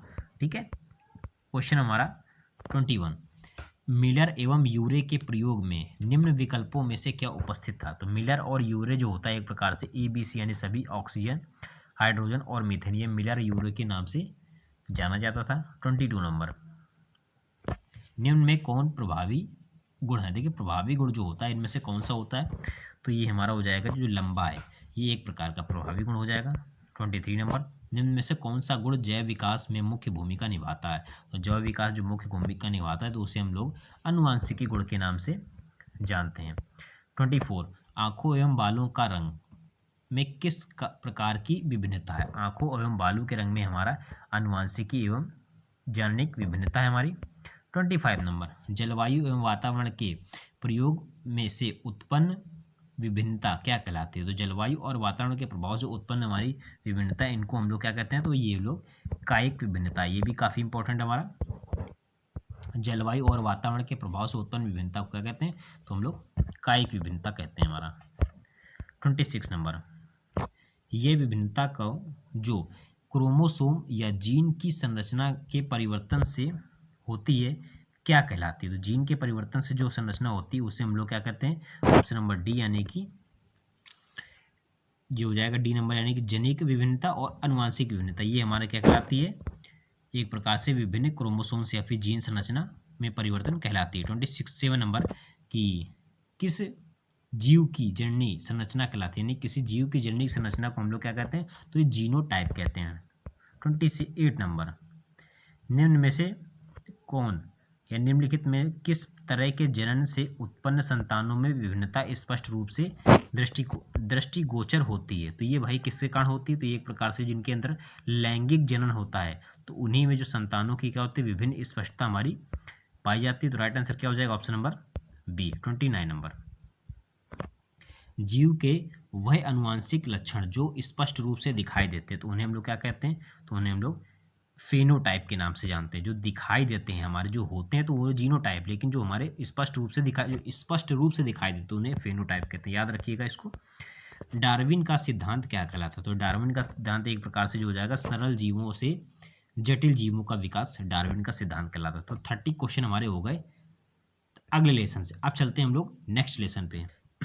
चलिए अब हम लोग करने वाले नेक्स्ट लेसन, जिस लेसन का नाम हमारा क्या है? प्राकृतिक संसाधनों का प्रबंधन। हमारा पहला क्वेश्चन कह रहा है कि प्राकृतिक संसाधनों का कैसा उपयोग होना चाहिए? तो प्राकृतिक संसाधनों का भाई कैसा उपयोग होना चाहिए? तो एक प्रकार से विवेकपूर्ण प्राकृतिक संसाधनों का उपयोग होना चाहिए। सेकंड नंबर क्वेश्चन कह रहा है किन कारणों से प्राकृतिक संसाधन नष्ट हो रहे हैं? तो एक प्रकार से जो हो जाएगा हमारा शहरीकरण और प्रदूषण दोनों से हमारा नष्ट हो रहे हैं। थर्ड नंबर क्वेश्चन कह रहा है संसाधनों के अविवेकपूर्ण दोहन को से क्या होता है? संसाधनों के अविवेकपूर्ण दोहन से क्या होता है? तो एक प्रकार से जो हो जाएगा संसाधन खत्म हो जाएंगे, ये अविवेकपूर्ण दोहन से होगा हमारा, यानी संसाधन ही खत्म हो जाएंगे हमारे। क्वेश्चन हमारा 4 कह रहा है कि निम्न में से प्राकृतिक संसाधन है, इंपॉर्टेंट हमारा प्राकृतिक संसाधन में से कौन सा हो जाएगा? दिए गए सभी, यानी कि कोयला, वन्यजीव और वन, ये हमारा प्रकृति से ही प्राप्त होता, तो इन्हें प्राकृतिक संसाधन। हम संसाधन का प्रबंध करते हैं क्योंकि, अब क्यों करते हैं? तो ये हो जाएगा हमारा इनमें से सभी लंबे समय तक उपयोग में लाया जा सके, सीमित संसाधन सीमित, बढ़ती जनसंख्या को संसाधन उपलब्ध कराए जा सके। 6 नंबर, कोयला एवं पेट्रोलियम महत्वपूर्ण संसाधन, ये कैसे हमारे, तो एक प्रकार से जीवाश्म ईंधन कहलाते हैं हमारे, यानी कि जीवों से ही हमारे एक प्रकार से कोयला और पेट्रोलियम प्राप्त होता है हमारा। प्राकृतिक संरक्षण से मुख्य उद्देश्यों में एक है, प्राकृतिक संरक्षण में मुख्य उद्देश्यों में से एक है, यानी तो ये हो जाएगा एक प्रकार से प्राकृतिक संरक्षण जो होता है हमारा वंशागत जैव विविधता का संरक्षण हमारा प्राकृतिक संरक्षण के मुख्य उद्देश्यों में से एक है हमारा। ऑप्शन नंबर ए हो जाएगा। देखिए कोई भी अगर क्वेश्चन में प्रॉब्लम हो जाती है रीड करने में तो थोड़ा सा माफ़ कर दीजिएगा, क्योंकि देखिए आपको पता है कि मेरे पास एक्चुअली में दिन में टाइम नहीं रहता है, तो मैं रात में ही वीडियो को रिकॉर्ड करता हूँ और मॉर्निंग में 8 बजे तक या 9 बजे के बीच में हमारा वीडियो अपलोड हो जाता है। अब 1-2 दिन बचे हुए हैं, तो जल्द से जल्द एक बार में पूरी साइंस और एक बार में सोशल साइंस में करवा दे रहा हूँ। इससे पहले काफ़ी कुछ करा चुका हूँ, तो अब उतना टाइम नहीं कि चैप्टर वाइज में कराऊँ, तो सारा का सारा एक ही वीडियो में कवर कर दे रहा हूँ। 8 नंबर हमारा, वन के निकट रहने वाले लोग वन पर किस लिए निर्भर रहते हैं, तो ये किस लिए निर्भर करते हैं, तो इन सभी पर, लकड़ी प्राप्त करने के लिए, शिकार स्थल और फल और पशुओं का चारा प्राप्त होता है हमारा। 9 नंबर हमारा, सरकार के प्रारंभिक वन प्रबंधन में क्या कमी थी, तो सरकार के प्रबंधन में हमारा ऑप्शन नंबर डी हमारा एक प्रकार से सभी के सभी प्रकार की कमी थी। पीडीएफ डाल दूंगा, उसमें पढ़ लीजिएगा। 10 नंबर कह रहा है कि पर्यावरण बचाने के लिए 3 प्रकार आर का उपयोग होता है, इनमें से क्या, इसका क्या मतलब होता है, तो काफ़ी इंपॉर्टेंट क्वेश्चन है, बहुत ज़्यादा इंपॉर्टेंट। हमारा आर का मतलब होता है रिड्यूस, रिसाइकल और रीयूज, ठीक है। तो ट्रिपल आर का मतलब क्या होता है, आर आर और आर, यानी कि पहले का होता है रिड्यूस, रिसाइकल और रीयूज। इंपॉर्टेंट है, बहुत ज़्यादा इंपॉर्टेंट क्वेश्चन हमारा ये। 11 नंबर क्वेश्चन कह रहा है निम्न में से किसका प्रबंधन जरूरी है, तो किसका प्रबंधन भाई जरूरी है, जल मिट्टी जंगल, ये सभी का प्रबंधन जरूरी है। वन संरक्षण किस समुदाय के धार्मिक अनुष्ठान का भाग है, तो जो वन संरक्षण जो होता है हमारा ऑप्शन नंबर डी, यानी उद्योगपतियों, शहरी लोगों, राजस्थान के विश्नोई समुदाय, यानी वन संरक्षण का समुदाय एक प्रकार से सभी के लिए क्या है हमारा उपयोगी है हमारा। 30 नंबर क्वेश्चन कह रहा है जीव संरक्षण हेतु सरकार ने किस प्रकार की व्यवस्था की, तो जीव संरक्षण के लिए हमारा किस प्रकार की, अमृता देवी विश्नोई पुरस्कार की हमारी क्या की व्यवस्था की है। 40 नंबर, गंगा सफाई योजना कब प्रारंभ की गई थी, एक प्रकार से सन 1985 में हमारी गंगा सफाई योजना हमारी प्रारंभ की गई थी हमारी। 1985 में गंगा सफाई योजना शुरू की गई थी, क्योंकि अब क्यों शुरू की गई थी, क्योंकि भाई गंगा में जल की गुणवत्ता बहुत कम हो रही थी, ठीक है। ऑप्शन नंबर बी इंपॉर्टेंट है हमारा। क्वेश्चन 16, पानी में कोलीफार्म जीवाणु की उपस्थिति क्या कहलाती है, तो कोलीफार्म जीवाणु जो उपस्थिति होती है एक प्रकार से जो ऑप्शन नंबर डी हमारा पानी पीने योग्य नहीं और हमारा पानी संदूषित है, तो ऑप्शन नंबर डी हो जाएगा हमारा। क्लोरीफार्म द्वारा संदूषित पानी पीने से क्या हो जाएगा, पीने से पानी हमारा हम बीमार हो सकते हैं हमारा। 80 नंबर, गंगा नदी का उद्गम स्थान कौन सा होता है, तो गंगा नदी हमारी गंगोत्री से निकलती है। 90 नंबर, गंगा के प्रदूषण का कारण क्या, तो गंगा का प्रदूषण का कारण जो है एक प्रकार से सभी का सभी हमारा कचरा, मृतकों की राख और उद्योगों का रासायनिक उत्सर्जन, यानी कि सभी के सभी हमारा ऑप्शन नंबर डी सही है हमारा। हम जल का पीएच सरलता से कैसे ज्ञात कर सकते हो, तो हम जल का पीएच हमारा कैसे ज्ञात कर सकते हैं, तो सार्वसूचक यानी यूनिवर्सल इंडक्टर से हमारा पीएच मान ज्ञात कर सकते हैं। पीएच का फुल फॉर्म क्या होता है, तो यानी कि पोटेंशियल हाइड्रोजन हमारा, ठीक है। तो एक प्रकार से पीएच होता है हमारा, और इसकी खोज जो की थी हमारी सारेंसन ने की थी हमारी। 7 से कम होता है तो अम्ल होता है, 7 से ज़्यादा तो होता है हमारा अगर क्षार होता है। जिसको भी डीपली में पढ़ना है तो भाई सबकी प्लेलिस्ट बना के रखी है हमारी। अम्ल क्या होता है, धातु क्या होती है, अधातु क्या होती है, विथ थ्योरी विथ एमसीक्यू हमने करा रखे हैं पहले से ही। 21 नंबर, किन वस्तुओं का सावधानीपूर्वक उपयोग करके उन्हें बचाया जा सकता है, तो कैसे करके बचा सकते हैं, ऑप्शन नंबर डी पानी, बिजली, पेट्रोल का उपयोग करके हम इनको सभी को बचा सकते हैं। 22, कांच और प्लास्टिक जैसी वस्तुओं के प्रदूषण से पर्यावरण को कैसे बचा जा सकता है, तो एक प्रकार से जो ऑप्शन नंबर डी यानी बी और सी पुनर्चक्रण करके और पुनः उपयोग करके इन्हें बचाया जा सकता है। 25 नंबर, जैव विविधता के विशिष्ट स्थल कौन है, जैव विविधता के विभिन्न स्थल हमारे कौन से कहलाते हैं, तो एक प्रकार से वन हमारे क्या होते हैं, हॉट स्पॉट्स के अंतर्गत हमारे आते हैं। चलिए क्वेश्चन नंबर 24 कह रहा है कि सन 1731 में अमृता देवी बिश्नोई ने अपना बलिदान क्यों दिया था। तो ये बलिदान दिया था भाई किस लिए, खेजरी वृक्षों को बचाने के लिए अमृता देवी, ये देखिए बलिदान दिया था। इसी प्रकार अमृता देवी पुरस्कार भी दिया जाता है। तो सन 1731 में याद रखिएगा। 25 नंबर, वनों का विनाश हो रहा है। तो भाई कैसे हो रहा है, सभी के सभी यानी डी सड़कों का निर्माण करके, औद्योगिक विकास से और बांध के निर्माण से, यानी कि वनों का क्या हो रहा है, विनाश हो रहा है। चिपको आंदोलन किस स्थान पर हुआ था। चिपको आंदोलन एक प्रकार से गढ़वाल के रानी के गांव यानी उत्तराखंड में हमारा चिपको आंदोलन हुआ था हमारा। 27 नंबर, चिपको आंदोलन क्या था। तो एक प्रकार से वनों को बचाने के लिए स्थानीय लोगों का प्रयास, यानी कि चिपको आंदोलन का यही था हमारा। 28 नंबर, चिपको आंदोलन ना होता तो क्या हो सकता था। तो क्या हो सकता था भाई, कई क्षेत्र हमेशा के लिए वृक्षहीन हो जाते। एक प्रकार से ये हमारा चिपको आंदोलन का हमारा उद्देश्य था हमारा। 29 नंबर, अरावली मिदानपुर के वन क्षेत्र में किस अधिकारी ने ग्रामीण को वृक्षारोपण अभियान में शामिल किया है। तो ये ऑप्शन नंबर क्या हो जाएगा हमारा, ए के बनर्जी हमारे ये अरावली के वन क्षेत्र में अधिकारी के ग्रामीणों को वृक्षारोपण में क्या किया, शामिल किया। ऑप्शन नंबर ए यानी कि ए के बनर्जी हमारा। 30 नंबर क्वेश्चन कह रहा है हमारा, पश्चिम बंगाल के मिदानपुर के जिले क्षेत्र मिसाल वृक्षों का संरक्षण किया गया। तो मिसाल का संरक्षण कैसे किया गया, यानी कि 1272 हेक्टेयर में ये वृक्षों का क्या किया गया, संरक्षण किया गया। 31 कह रहा है, भौम जल क्या है। देखिए भौम जल क्या होता है। भौम जल एक प्रकार का, ऑप्शन नंबर सी, यानी कि भू सतह के नीचे चट्टानों और मिट्टी के रंध्रों में पाए जाने वाला जल भौम जल कहलाता है। इंपॉर्टेंट है काफ़ी ज़्यादा। 32 नंबर, लाखों वर्ष पहले के जीव के जैव मात्रा के अपघटन से हमें प्राप्त क्या होता है। तो लाखों जो जीव होते हैं इनमें घटे अपघटन जो होते हैं इनमें क्या प्राप्त होता है, तो यानी कि कोयला एवं पेट्रोलियम। ये हमारा जाहिर सी बात है मृत जीवों से प्राप्त होता है हमारा कोयला एवं पेट्रोलियम।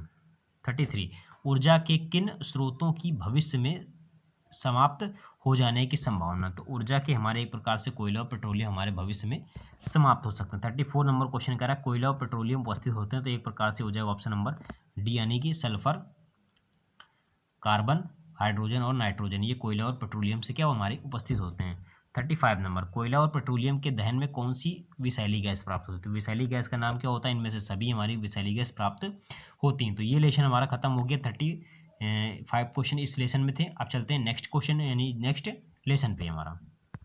चलिए अब क्वेश्चन हमारा यानी कि लेसन स्टार्ट होता है हमारा एसिड एंड बेस और साल्ट, यानी कि अम्ल, क्षार और लवण। ये लेसन भाई सबसे इंपॉर्टेंट लेसन तो यही हमारा है। चलिए शुरू करते हैं पहले क्वेश्चन से। फटाफट वीडियो को यार लाइक कर दिया करो और चैनल पे नए हो तो सब्सक्राइब कर दिया करो। आप लोगों के लिए इतनी मेहनत कर रहे हैं और पूरा का पूरा देखिए चैप्टर वाइज सारा का सारा खत्म कर दिया सोशल साइंस का, और ये हमारा साइंस खत्म हो रहा। तो प्लीज़ लाइक वगैरह कमेंट जरूर करा कर दीजिए करिए, ठीक है। और चलिए क्वेश्चन पहला शुरू करते हैं। तो अम्ल और भस्म आपस में अभिक्रिया कर बनाते हैं। देखिए अम्ल और क्षार, अम्ल और भस्म यानी कि अम्ल और क्षार आपस में मिलकर क्या बनाते हैं, तो एक प्रकार से लवण बनाते हैं। तो ऑप्शन नंबर क्या हो जाएगा, बी सही हो जाएगा। क्वेश्चन 2 नंबर, इनमें से कौन क्षारीय पदार्थ है। अब भाई बताना है क्षारीय पदार्थ इनमें से कौन है। 7 के ऊपर कहें तो क्षार होता है और 7 के नीचे कहें तो अम्ल होता है, लेकिन बताना है पदार्थ कौन सा है। तो ये हो जाएगा चूना, ठीक है। चूना जो होता है हमारा एक प्रकार से ये क्या होता है हमारा, क्षारीय होता है। चीनी, दूध और दही एक प्रकार से इनमें हल्का सा मीठापन पाया जाता है हमारा, यानी कि तीखा और मीठा। तो ये क्या होता है, 7 से कम होता है। अम्लों का स्वाद कैसा होता है, खट्टा होता है। क्षार का स्वाद क्या होता है, तीखा नहीं कड़वा होता है हमारा। तो एक प्रकार चूना चूना एक प्रकार से तीखा कड़वा ही होता है। तो right answer option number C सही हो जाएगा। चलिए अब जिसको भी डिटेल में पढ़ना है तो चैप्टर वाइज करा रखा है तो प्लीज़ जरूर कर लीजिएगा। वैसे लवण जो भस्म के अपूर्ण उदासीनीकरण से बनते हैं वे कहलाते हैं। वैसे लवण जो भस्म के अपूर्ण उदासीनीकरण से बनते हैं उन्हें क्या कहते हैं, तो एक प्रकार से भस्मी लवण कहते हैं। 4 नंबर, वे सभी पदार्थ भस्म कहे जाते हैं जो जल में घुलकर किस प्रकार से अध्ययन या फिर आयन देते हैं। तो आयन जो देते हैं उनको देखिए वे पदार्थ, क्वेश्चन देखिए समझिए थोड़ा सा। वे सभी पदार्थ जो भस्म कहे जाते हैं, देखिए भस्म अगर कहे जाते हैं तो याद रखिएगा उनको कहते हैं बेस, कहते हैं बेस यानी कि क्षार कहते हैं। अब अगर क्षार कहते हैं तो हम याद कर लीजिएगा कि वे पदार्थ जो OH माइनस देते हैं उनको हम लोग क्या कहते हैं, क्षार कहते हैं। क्षार यानी कि भस्म लिखा है तो याद रखिएगा OH माइनस आयन देते हैं तो उन्हें हम लोग क्या कहते हैं, क्षार कहते हैं। तो ऑप्शन नंबर क्या हो जाएगा, ए सही हो जाएगा। और वे पदार्थ जो जल में घुलकर H+ आयन देते हैं उन्हें हम लोग क्या कहते हैं, अम्ल कहते हैं हमारा। तो यहाँ पर right answer option number A सही होगा। 5 नंबर, भस्म के स्वाद कैसा, देखिए भस्मों का स्वाद एक प्रकार से कैसा हो जाएगा, कड़वा हो जाएगा। और अम्लों का स्वाद कैसा होता है, खट्टा होता है हमारा। जिस भस्म के अणु जल में पूर्णतया आयनित होकर हाइड्रोक्साइड आयन देते हैं उन्हें क्या कहते हैं, तो हाइड्रोक्साइड जो आयन देते हैं उन्हें एक प्रकार से हम लोग प्रबल भस्म कहते हैं। देखिए भस्म तो कहते हैं लेकिन प्रबल भस्म कहते हैं। तो याद रखिएगा, अच्छा क्वेश्चन है हमारा। इनमें से कौन प्रबल क्षार है, देखिए प्रबल क्षार की बात कर रहा हूँ तो सारे के सारे प्रबल क्षार है हमारे, लेकिन यहाँ पर MgOH का होल टॉइज एक प्रकार का प्रबल क्षार हो जाएगा, बाकी हमारे क्या है, हमारे दुर्बल क्षार है हमारे। ठीक है, याद रखिएगा, अच्छा क्वेश्चन, ये भी काफी इंपॉर्टेंट है हमारा। 8 नंबर, लवण बनाने में कौन सा मूलक सहायक है, लवण बनाने में कौन सा मूल सहायक होता है, तो एक प्रकार से जो हो जाएगा ए और बी, यानी भास्मीय मूलक और अम्लीय मूलक जो होता है लवण बनाने में सहायक होते हैं। 9 नंबर कह रहा है भाई कि वैसे लवण जो अम्ल और भस्म के पूर्ण उदासीनीकरण से बनते हैं और कहे जाते हैं तो उन्हें क्या कहेंगे, एक प्रकार से सामान्य लवण कहते हैं। ठीक है, याद, अम्ल और भस्म से बन के मिलकर बनना तो एक प्रकार से लवण ही बनेंगे और वो कैसे होंगे, सामान्य होंगे। वैसे लवण जो अम्ल के अपूर्ण उदासीनीकरण से बनते हैं उन्हें क्या कहते हैं, तो यानी कि उदासीनीकरण जो बनते हैं उन्हें हम लोग कहते हैं अम्लीय लवण के नाम से जानते हैं। 11 नंबर, अम्ल और भस्म पदार्थ हैं, तो अम्ल और भस्म एक प्रकार से विपरीत गुण वाले पदार्थ हैं। जाहिर सी बात है, यानी कि एक पदार्थ जो होता है वो H+ आयन देता है और दूसरा पदार्थ जो होता है हमारा एक प्रकार से OH- आयन देता है। तो क्या हो जाएगा हमारा, अम्ल और भस्म हमारे विपरीत आयन होते हैं हमारे। 12 नंबर, निम्नांकित में कौन अम्लीय लवण है, देखिए अम्लीय लवण जो एक प्रकार से कौन हो जाएगा, NaHSO4 एक प्रकार से अम्लीय कैसा है हमारा, लवण है हमारा। अब थोड़ा सा सुन लीजिए इसको, NaHSO4, तो इसमें जो NaHSO4 टूटे किसमें, Na+ टूटेगा प्लस का HSO4 माइनस में टूटेगा हमारा।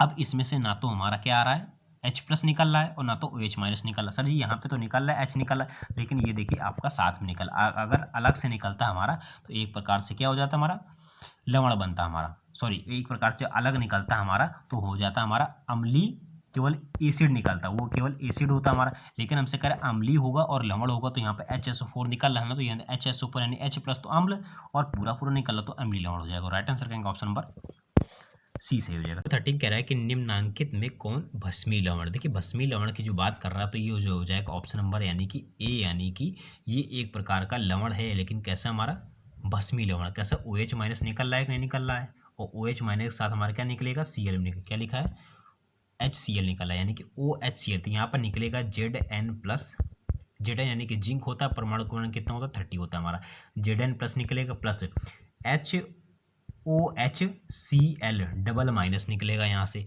तो यहाँ पर OH निकल रहा, तो OH क्या होता है, क्षार होता है, लेकिन Cl लेके निकल रहा तो क्या हो जाएगा, भस्मी लवण हो जाएगा। 14 कह रहा है कि निम्नांकित में कौन सामान्य लवण, देखिए सामान्य लवण होता क्या है हमारा, ठीक है, वे पदार्थ जो H+ निकालते हैं वो अम्ल होते हैं। अब देखिए यहाँ पर H+ निकल रहा है हमारा तो ये हो जाएगा अम्ल, लेकिन अम्ल नहीं, अम्लीय लवण।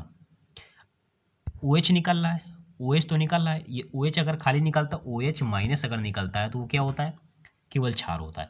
OH साथ में निकलेगा, OH के साथ में NO3 भी निकलेगा तो वो क्या हो जाएगा, क्षारीय लवण हो जाएगा हमारा।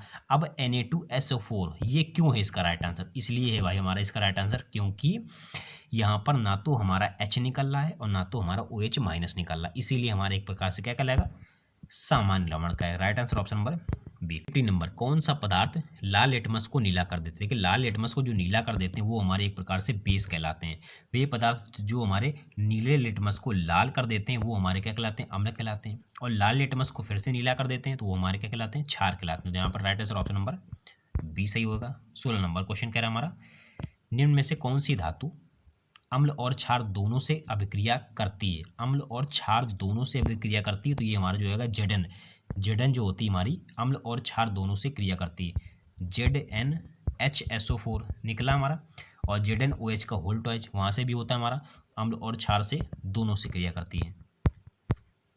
निम्न में से कौन भस्म नहीं है, अब इसमें से बताना कौन सा भस्म का मतलब क्या, क्षार नहीं हमारा बताना है। अब क्षार इसमें से कौन सा, जो NaCl हमारा, ये एक प्रकार से क्या हो जाएगा, भस्म नहीं है, ये तो एक प्रकार से लवण हो जाएगा हमारा। ऑप्शन नंबर 17 का सी। निम्न में से कौन पीएच का कौन सा क्षारक विलायक मान देता है? पीएच का क्षार, अब क्षार वही होता है जो 7 से अधिक होता है, और राइट आंसर ऑप्शन नंबर क्या हो जाएगा भाई? 13 हो जाएगा।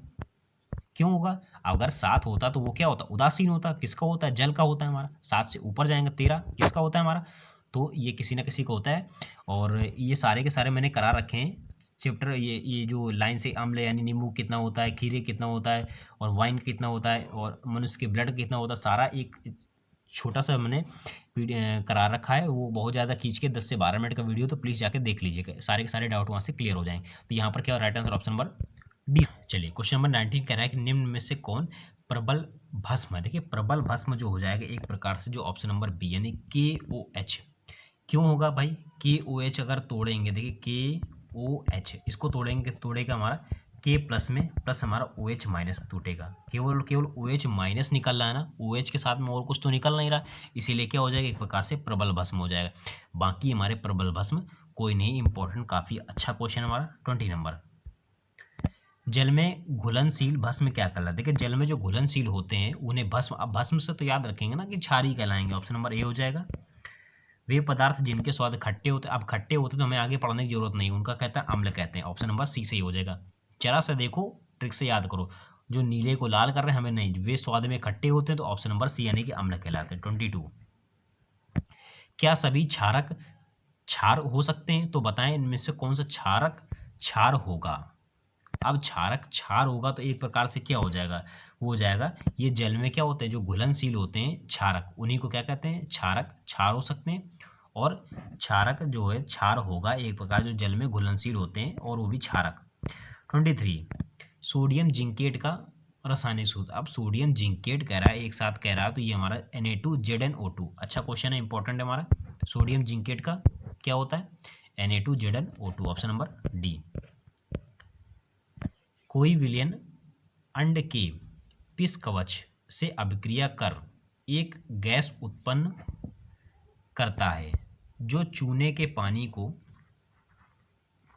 दूधिया बना देता है। इस विलयन का नाम क्या होता है? चूने के पानी को दूधिया बना देता है, उसे हम लोग क्या कहते हैं? एसिड यानी कि HCl के नाम से जानते हैं। ठीक है, अच्छा क्वेश्चन है काफ़ी ज़्यादा। 25 नंबर, दांतों का क्षय कब प्रारंभ होता है? देखिए दांतों का जो क्षय होता है ये कब प्रारंभ होता है? तो एक प्रकार से जब मुंह के पीएच का 5.5 से कम मान होता है, तो हमारे दांतों के क्षय का क्या होता है? प्रारंभ हो जाता है। 60 नंबर, अधिक संख्या में H+ आयन उत्पन्न करने वाले अम्लों का कहते हैं? देखिए अधिक संख्या में जो H+ आयन देते हैं उन्हें हम लोग क्या कहते हैं? प्रबल अम्ल के नाम से जानते हैं। HCl प्रबल अम्ल हो जाएगा हमारा ऑप्शन नंबर ए। कम संख्या में H+ आयन उत्पन्न करने वाले अम्लों क्या कहते हैं? कम संख्या में अगर उत्पन्न करेंगे तो उन्हें दुर्बल अम्ल कहेंगे, और अधिक संख्या में करेंगे तो प्रबल कहेंगे। हमारा ऑप्शन नंबर यहाँ बी सही हो जाएगा। अपच की स्थिति के अंदर उदर अत्यधिक मात्रा में अम्ल उत्पन्न होता है जिससे उदर में दर्द एवं जलन उत्पन्न होता है। इसका उपचार किस दुर्बल क्षारक की क्रिया से होता है? तो ये एक प्रकार से जो MgOH का होल ट्वाइस है, ये एक प्रकार से दुर्बल क्षारक से होता है। इंपॉर्टेंट है ये भी काफ़ी ज़्यादा। ऑप्शन नंबर इसका सी सही हो जाएगा। 29 नंबर, सोडियम हाइड्रोक्साइड का पीएच मान कितना? सोडियम हाइड्रोक्साइड है NaOH। अब NaOH है हमारा, तो एक प्रकार से क्षार हो गया। अगर क्षार हो गया 7 से ऊपर तो भाई सभी दे रखे हैं 11, 12, 13, 14, तो ऑप्शन नंबर डी यानी कि 14। अधिकतम क्या होता है? पीएच का मान भी 14 होता है, इसके ऊपर नहीं होता हमारा। तो सोडियम हाइड्रोक्साइड है NaOH का पीएच मान कितना हो जाएगा? 14। 30 नंबर क्वेश्चन कर रहे हैं जठर रस का पीएच मान। अब जठर रस का भाई पीएच मान होता है तो कितना होता है? 1.2। इंपॉर्टेंट है, एसिड है हमारा। 1.2 जठर रस का पीएच कह रहा है 1 विलियन पीएच पेपर को लाल बना देता। अब कह रहा है लाल बना देता है, तो पहले तो नीला बना होगा फिर तो लाल बनाएगा। हमें कोई ज़रूरत नहीं, लीनियर से लाल बना रहा है ना, कोई दिक्कत नहीं। 1 और 2 पेपर को लाल बना यानी कि नीले से लाल बनता है, तो वो हमारा अम्ल कहलाता है हमारा। तो ये हो जाएगा 1 से 2 यानी कि विलियन का पीएच मान कौन सा हो सकता है? तो ऑप्शन नंबर 1 जो हो जाएगा एक प्रकार से जो लाल बना देता है, यानी कि नीले से अगर लाल ही तो बना है, तो नीले से जो लाल बनाता है हमारा क्या? लिटमस पेपर को नीले से लाल अम्ल बनाते हैं, तो अम्ल कौन शुरुआत में? 1 और 2। 32 ताजे दूध का पीएच मान 6 होता है, दही बन जाने पर पीएच के मान में क्या परिवर्तन होगा? इंपॉर्टेंट है बहुत ज़्यादा। ताजे दूध का पीएच मान 6 है, अगर दूध अगर दही बन जाता तो पीएच मान में क्या हो जाए? पीएच मान एक प्रकार से घट जाएगा हमारा, घट जाएगा। ठीक है, पहले 6 होगा, अब 6 से घट कर क्या हो जाएगा? जितना भी हो जाएगा हमारा, तो दही बन जाने पर पीएच मान क्या हो जाएगा? घट जाएगा। याद रखिएगा, अच्छा क्वेश्चन है हमारा। निम्न में से कौन विजातीय यौगिक है? देखिए विजातीय यौगिक क्या होता है भाई? विजातीय होगी एक प्रकार से plaster of Paris. CaSO4 dot half H2O, CaSO4 dot half H2O।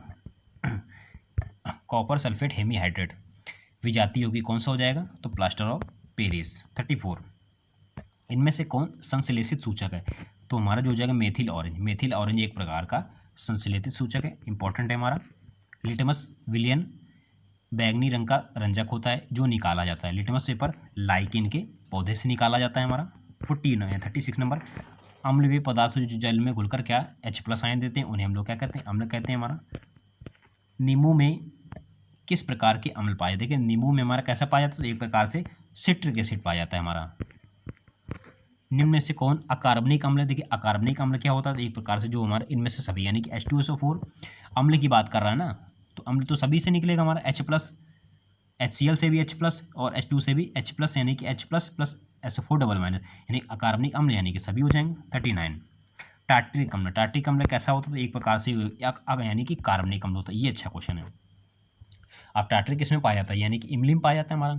तो टार्ट्रिक अम्ल किस प्रकार का, तो याद रखिएगा कार्बनिक एसिड होता है। 40 नंबर, जिस अम्ल के जलीय विलयन में पर्याप्त हाइड्रोजन आयन H2O होते हैं वो क्या कहलाता है, देखिए H2O जो होते हैं उनको हम लोग किस नाम से जानते हैं, जो प्रबल अम्ल के नाम से जानते हैं। ठीक है, तो इसमें जो right answer option number B हो जाएगा। तो ये हमारा खत्म हो गया इसमें एसिड और बेस का। अब चलते हैं हम लोग नेक्स्ट लेसन से। प्लीज़ सेशन को लाइक शेयर सब्सक्राइब जरूर कर दिया करिए।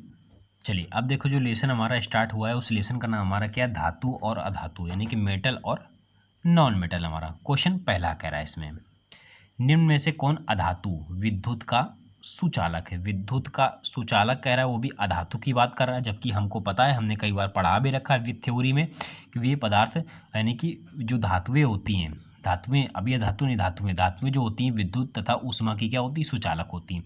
अब यहाँ पर तो अधातु की बात कर रहा है, तो वो देखिए एक प्रकार से क्या होता है, ये अपवाद होता है। तो इसमें जो ऑप्शन नंबर क्या हो जाएगा, ग्रेफाइड। जो ग्रेफाइड होता है एक प्रकार का क्या होता है, अधातु होती है, लेकिन क्या होती है, विद्युत की सुचालक होती है। इंपॉर्टेंट है काफ़ी ज़्यादा हमारा। 2 नंबर, किस धातु को केरोसिन में डुबा कर रखते हैं, तो भाई सोडियम हो गया और पोटेशियम हो गया, इन सभी को केरोसिन में डुबा कर रखते हैं। तो पोटेशियम तो है नहीं लेकिन सोडियम तो है। चलिए 3 नंबर क्वेश्चन कह रहा है, निम्न में से कौन अधातु पानी में डुबो कर रखी जाती है, तो अब इसमें से तो कंफ्यूज हो जाएंगे। पानी में डुबो कर रखते हैं, तो पानी में तो कौन सा, श्वेत फास्फोरस। फास्फोरस तो रखते हैं, लेकिन हमारा जो सफ़ेद वाला फास्फोरस होता है इसको पानी में डुबोकर रखा जाता है। और फास्फोरस कैसी है, तो एक प्रकार से अधातु है। ताम्र एवं टिन के मिश्र धातु को कहते हैं, ताम्र और टिन के मिश्र धातु को कांसा के नाम से जानते हैं। ऑप्शन नंबर बी सही हो जाएगा। 5 नंबर, स्कूल की घंटी धातु की बनी होती है। देखिए स्कूल की जो घंटी होती है एक प्रकार से सोनो रस की बनी होती है। अच्छा क्वेश्चन है हमारा, सोनो रस की स्कूल की घंटी बनी होती है। सीसा और टिन की मिश्र धातु कहते हैं। देखिए सीसा और टिन जो होता है एक प्रकार से सोल्डर, अब क्वेश्चन ये पूछा जाएगा, सोल्डर एक प्रकार से जो सोल्डर है हमारा मिश्र धातु होती है, इनमें कौन कौन से तत्व पाए जाते हैं, तो याद रखिएगा सीसा और टिन ये हमारा जो होते हैं सोल्डर में पाए जाते हैं। 7 कह रहे हैं, निम्न में से किस धातु को चाकू से काटा जा सकता है, सोडियम जो यानी कि सोडियम हो गया और दूसरा क्या हो गया, पोटेशियम। इन्हीं जो धातु होते हैं इन्हीं को क्या करते हैं, चाकू से काट सकते हैं। तो सोडियम यानी कि ऑप्शन नंबर सी सही हो जाएगा।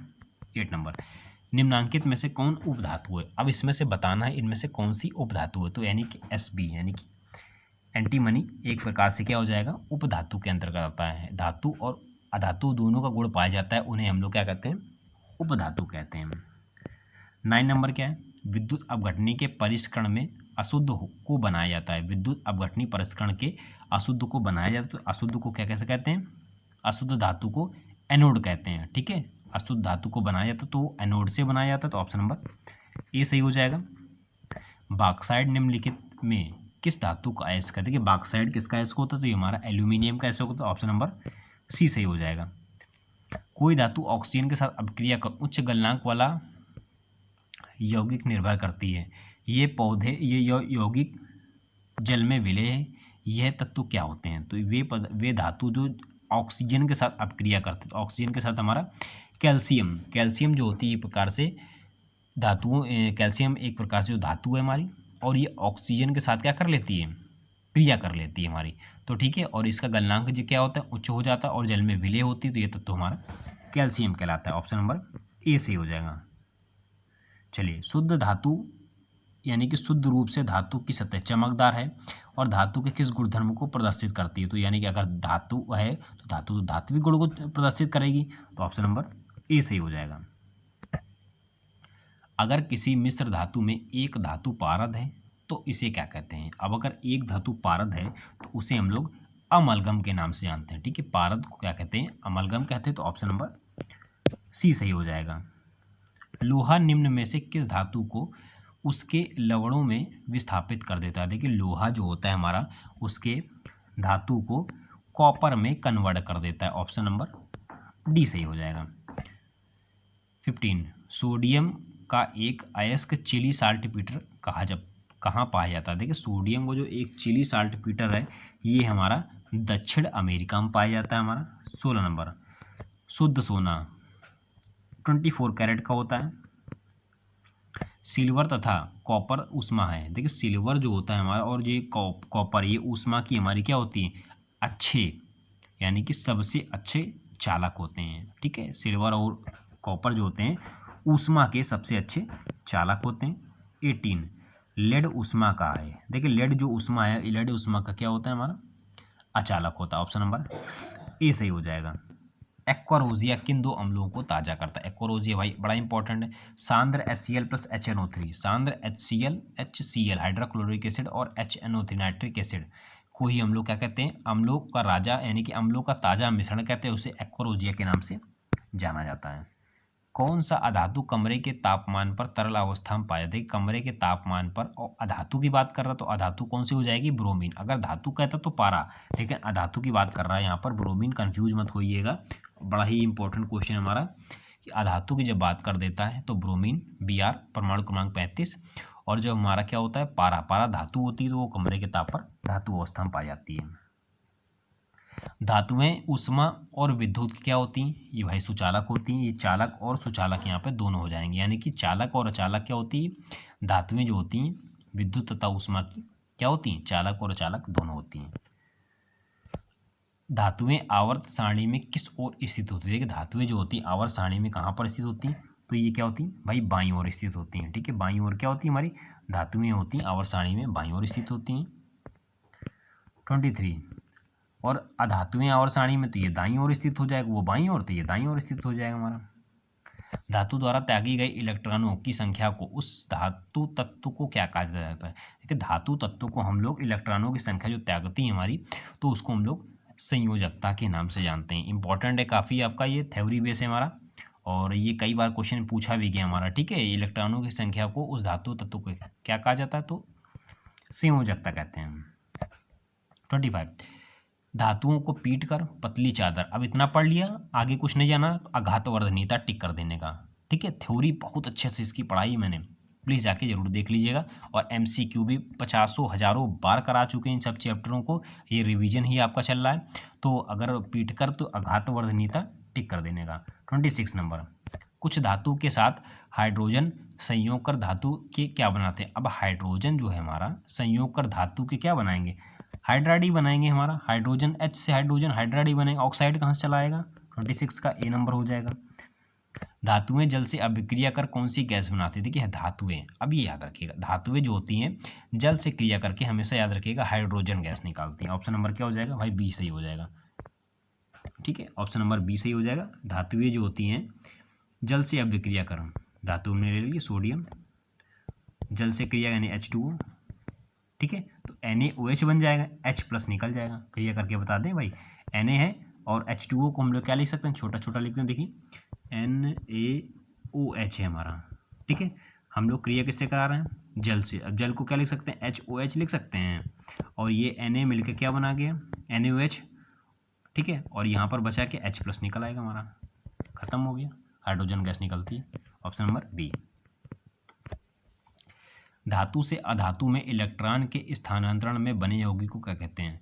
धातु और अधातु से बने यौगिकों को हम लोग आयनिक यौगिक के नाम से जानते हैं। 29 नंबर, निम्न में से कौन अधातुएं हैं? कौन सी अधातुएं हैं? तो हाइड्रोजन जो होता है एक प्रकार से ये हमारी अधातुएं हैं, जबकि हमारा जिंक, मैग्नीशियम, फियान ये हमारा धातुओं के अंतर्गत आता है।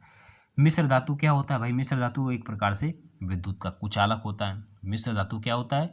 विद्युत का कुचालक होता है। इंपॉर्टेंट है बहुत ज़्यादा। धातु के ऑक्साइड जल में घुलकर क्या बनाते हैं? धातु के ऑक्साइड कह रहा है, अब जल में घुलकर एक प्रकार से क्षार बनाते हैं। ठीक है, धातु के जो ऑक्साइड होते हैं ये जल में घुलकर क्या बनाते हैं? तो एक प्रकार से क्षार बनाते हैं हमारे। 32 धातुओं के ऑक्साइडों को क्या कहा जाता है? देखिए, धातुओं के अगर ऑक्साइड है तो उनके हम लोग भस्म के नाम से भी जानते हैं। तो ये रहे आपके धातु और अधातु नामक चैप्टर से। अब चलते हैं हम लोग नेक्स्ट चैप्टर पे। अब क्वेश्चन यहाँ पे फिजिक्स से स्टार्ट हो जाती है हमारी। अब फिजिक्स में मैंने जो हमारा हीट है, उष्मा है या फिर विद्युत है, वो चैप्टर नहीं उठाया है। अब इसमें से चुंबकीय प्रभाव क्यों उठाया? क्योंकि भाई सबसे इंपॉर्टेंट यही चैप्टर है हमारा। अब पहला क्वेश्चन शुरू करते हैं। हमारा पहला क्वेश्चन, विद्युत धारा उत्पन्न करने की युक्ति को क्या कहते हैं? विद्युत धारा जो करंट उत्पन्न करता है वो क्या कहलाता है भाई? जनित्र यानी कि जनरेटर कहलाएगा। ऑप्शन नंबर ए सही हो जाएगा। इजी क्वेश्चन है हमारा। 2 नंबर, हमारे घरों में जो विद्युत सप्लाई आती है वो कितनी आती है? वो 220 वोल्ट आती है। और दिष्ट धारा आती है कि प्रत्यावर्ती धारा आती है? भाई हमारी जो होती है वो प्रत्यावर्ती धारा आती है, यानी एसी आती है। ठीक है, एसी आती है, अल्टरनेट करंट आती है, ना कि दिष्ट धारा आती है। ऑप्शन नंबर सी अच्छा क्वेश्चन है काफ़ी ज़्यादा हमारा। 3rd नंबर, विद्युत फ्यूज विद्युत धारा के किस प्रभाव पर कार्य करता है? विद्युत फ्यूज जो होता है हमारा विद्युत धारा के ऊष्मीय प्रभाव पर कार्य करता है। फ्यूज क्या होता है भाई? जरा से भी लोड पड़ता है तो एकदम से क्या हो जाता है? फ्यूज हो जाता है हमारा। और ये धारा पे क्या करता है? धारा के प्रभाव पर ऊष्मीय प्रभाव पर कार्य करता है। 4 नंबर, चुंबक के दो ध्रुवों के बीच की दूरी को चुंबक की कही जाती है। अब दो ध्रुवों के जो बीच की दूरी होती है उसको हम लोग सार्थक लंबाई के नाम से जानते हैं। ठीक है, option number be important question है। चुंबकीय क्षेत्र चुंबक के ध्रुवों पर होते हैं। अब चुंबकीय क्षेत्र जो होते हैं चुंबक के ध्रुव पर कैसे होते हैं? ये एक प्रकार से महत्तम होते हैं। विद्युत मोटर परिवर्तित करती है। तो विद्युत मोटर जो होती है विद्युत ऊर्जा को यांत्रिक ऊर्जा में कन्वर्ट करती है। घरों में विद्युत से दुर्घटना किसके कारण होती है? तो घरों में जो एक प्रकार से विद्युत दुर्घटना है हमारी, ये शॉर्ट सर्किट की वजह से होती है हमारी। 8 नंबर, अगर विद्युत धारा पूरब से पश्चिम की ओर प्रवाहित हो रही है तो पूर्वी सिरे में अवलोकन करने पर चुंबकीय क्षेत्र की दिशा तार के लंबवत कैसी होगी? एक प्रकार से दक्षिणावर्त होगी। ठीक है, याद रखिएगा। अच्छा क्वेश्चन हमारा। 9 नंबर, अगर विद्युत धारा पूरब से पश्चिम की ओर प्रवाहित हो रही तो अब पश्चिम सिरे से अवलोकन करने पर चुंबकीय प्रभाव क्षेत्र की दिशा कैसी होगी? तो यहाँ पर कैसी होगी? वामावर्त होगी। और वहाँ वाले में कैसी होगी? यहाँ पर हमारी दक्षिणावर्त होगी। यानी कि अगर पूरब से पश्चिम जाएगा तो दक्षिणावर्त होगी, पश्चिम से पूरब जाएगा तो वामावर्त होगी। 10 नंबर, किसी पास में विद्युत धारा प्रवाहित करने पर पास के अंदर सभी चुंबकीय क्षेत्र रेखाएं कैसी होती हैं? तो ये एक ही दिशा में क्या होती हैं? एक ही दिशा में होती हैं हमारी। पास में विद्युत धारा प्रवाहित करने पर पास में सभी अंदर चुंबकीय क्षेत्र में क्या होती हैं हमारी? एक ही दिशा में होती हैं। निम्न में से कौन सी युक्ति जिसमें विद्युत धारावाही चालक तथा चुंबकीय क्षेत्रों का उपयोग होता है उन्हें क्या कहते हैं? तो उन्हें हम लोग सभी यानी कि माइक्रोफोन, ध्वनि विस्तारक यंत्र और विद्युत जनित्र यानी कि तीनों के नाम से जानते हैं। 12 नंबर, विद्युत धारावाही तार के प्रत्येक बिंदु से उत्पन्न चुंबकीय क्षेत्र रेखाएं पास के दो बिंदुओं पर जो आमने सामने होती हैं उनको क्या कहते हैं? तो उनको हम लोग वृत्ताकार प्रतीत होती हैं। ठीक है, अगर कोई धारावाही तार के प्रत्येक बिंदु से उत्पन्न चुंबकीय रेखाएं जो पास के दो बिंदुओं को जो आमने सामने होती हैं यानी कि आमने और सामने होती तो वो कैसी होती है? हमारी वृत्ताकार प्रतीत होती है हमारी। ठीक है, 30 नंबर, विद्युत धारावाही तार के प्रत्येक बिंदु से उत्पन्न चुंबकीय क्षेत्र रेखाएं पास के केंद्र पर लूप में कैसी होती है? एक प्रकार से सरल रेखा जैसी प्रतीत होती है हमारी। 40 नंबर, जब विद्युत धारा किसी चालक में प्रवाहित हो रहा है तो दिक्सूचक का उत्तर ध्रुव कहाँ जाएगा? तो ये पूरब की ओर प्रक्षेपित होगा। विद्युत धारा में अगर दिक्सूचक की बात कर रहा है तो उत्तर ध्रुव किसमें होगा? ये पूरब में हो जाएगा। 50 नंबर, जब विद्युत धारा की दिशा चुंबकीय क्षेत्र की दिशा के लंबवत होती है तो आरोपित बल का परिणाम कैसा होता है? तो आरोपित बल का परिणाम हमारा अधिकतम होता है। किसी विद्युत धारावाही की सीधी लंबी प्रणालिका के भीतर चुंबकीय क्षेत्र प्रणालिका के अंदर कैसा होता है हमारा? ये सभी बिंदुओं पर इक्वल होता है हमारा। इंपॉर्टेंट है, याद रखिएगा। 16 नंबर हमारा।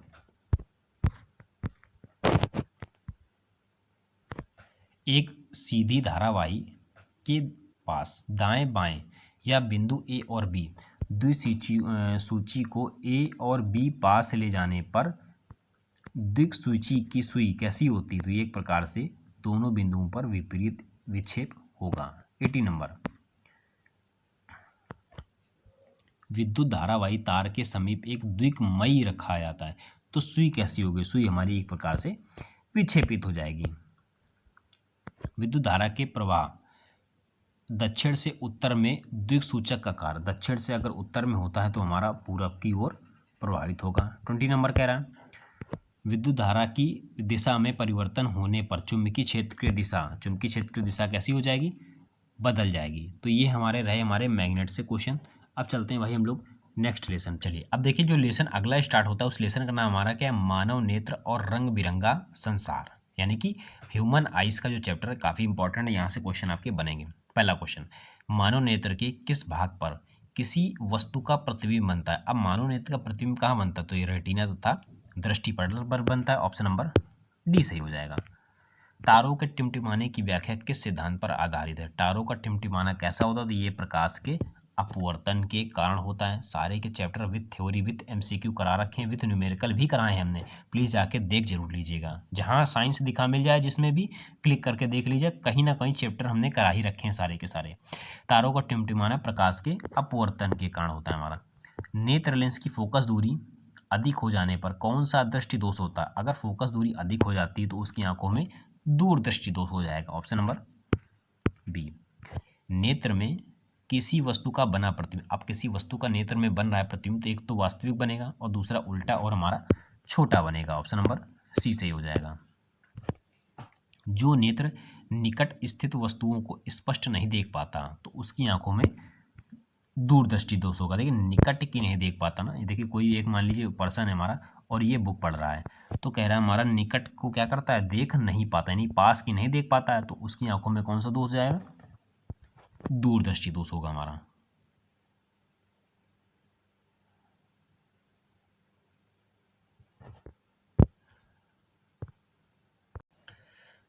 चलिए क्वेश्चन नंबर 5 कह रहा है कि जो नेत्र निकट स्थित वस्तुओं को स्पष्ट नहीं देख पाता तो उस नेत्र को क्या कहते हैं? देखिए निकट को अगर नहीं देख पाता है तो उसको क्या कहेंगे? निकट दृष्टि दोष हो जाएगा। अब अगर क्वेश्चन यहाँ पूछता है तो अगर किसी व्यक्ति को निकट दृष्टि दोष है तो उसे किस लेंस का चश्मा यूज करना चाहिए? तो उसे अवतल लेंस का चश्मा यूज करना चाहिए और दूर वाले में उत्तल या लिखते हैं। ऑप्शन नंबर इसका क्या हो जाएगा? बी। ऑप्शन नंबर इसमें ए दे रखा है, आई थिंक इसका रॉन्ग है। चलिए क्वेश्चन हमारा 6 कह रहा है हमारा श्वेत प्रकाश की किरण जब किसी प्रिज्म से होकर गुजरती है तो प्रकाश रंग वर्णों में सबसे अधिक विचलित होने वाला होता है। बड़ा कन्फ्यूजन भरा क्वेश्चन होता है हमारा ये कि कौन सा अधिक होता है, क्योंकि लाल और बैंगनी में बड़ा कन्फ्यूजन होता है। तो ऑप्शन नंबर इसमें सी हो जाएगा। याद रखिएगा अगर सबसे हमारा अधिक कह रहा है, हाँ सबसे अधिक कह रहा है हमारा, ये एक प्रिज्म ले लिया, एक प्रकाश की किरण आई हमारी और ये क्या हो गई? 7 भागों में विभाजित हो गई।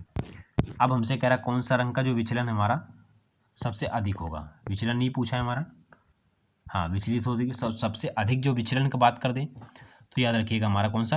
बैगनी। कम कह दे तो वो लाल हो जाएगा। ऑप्शन नंबर यहाँ पर सी सही होगा।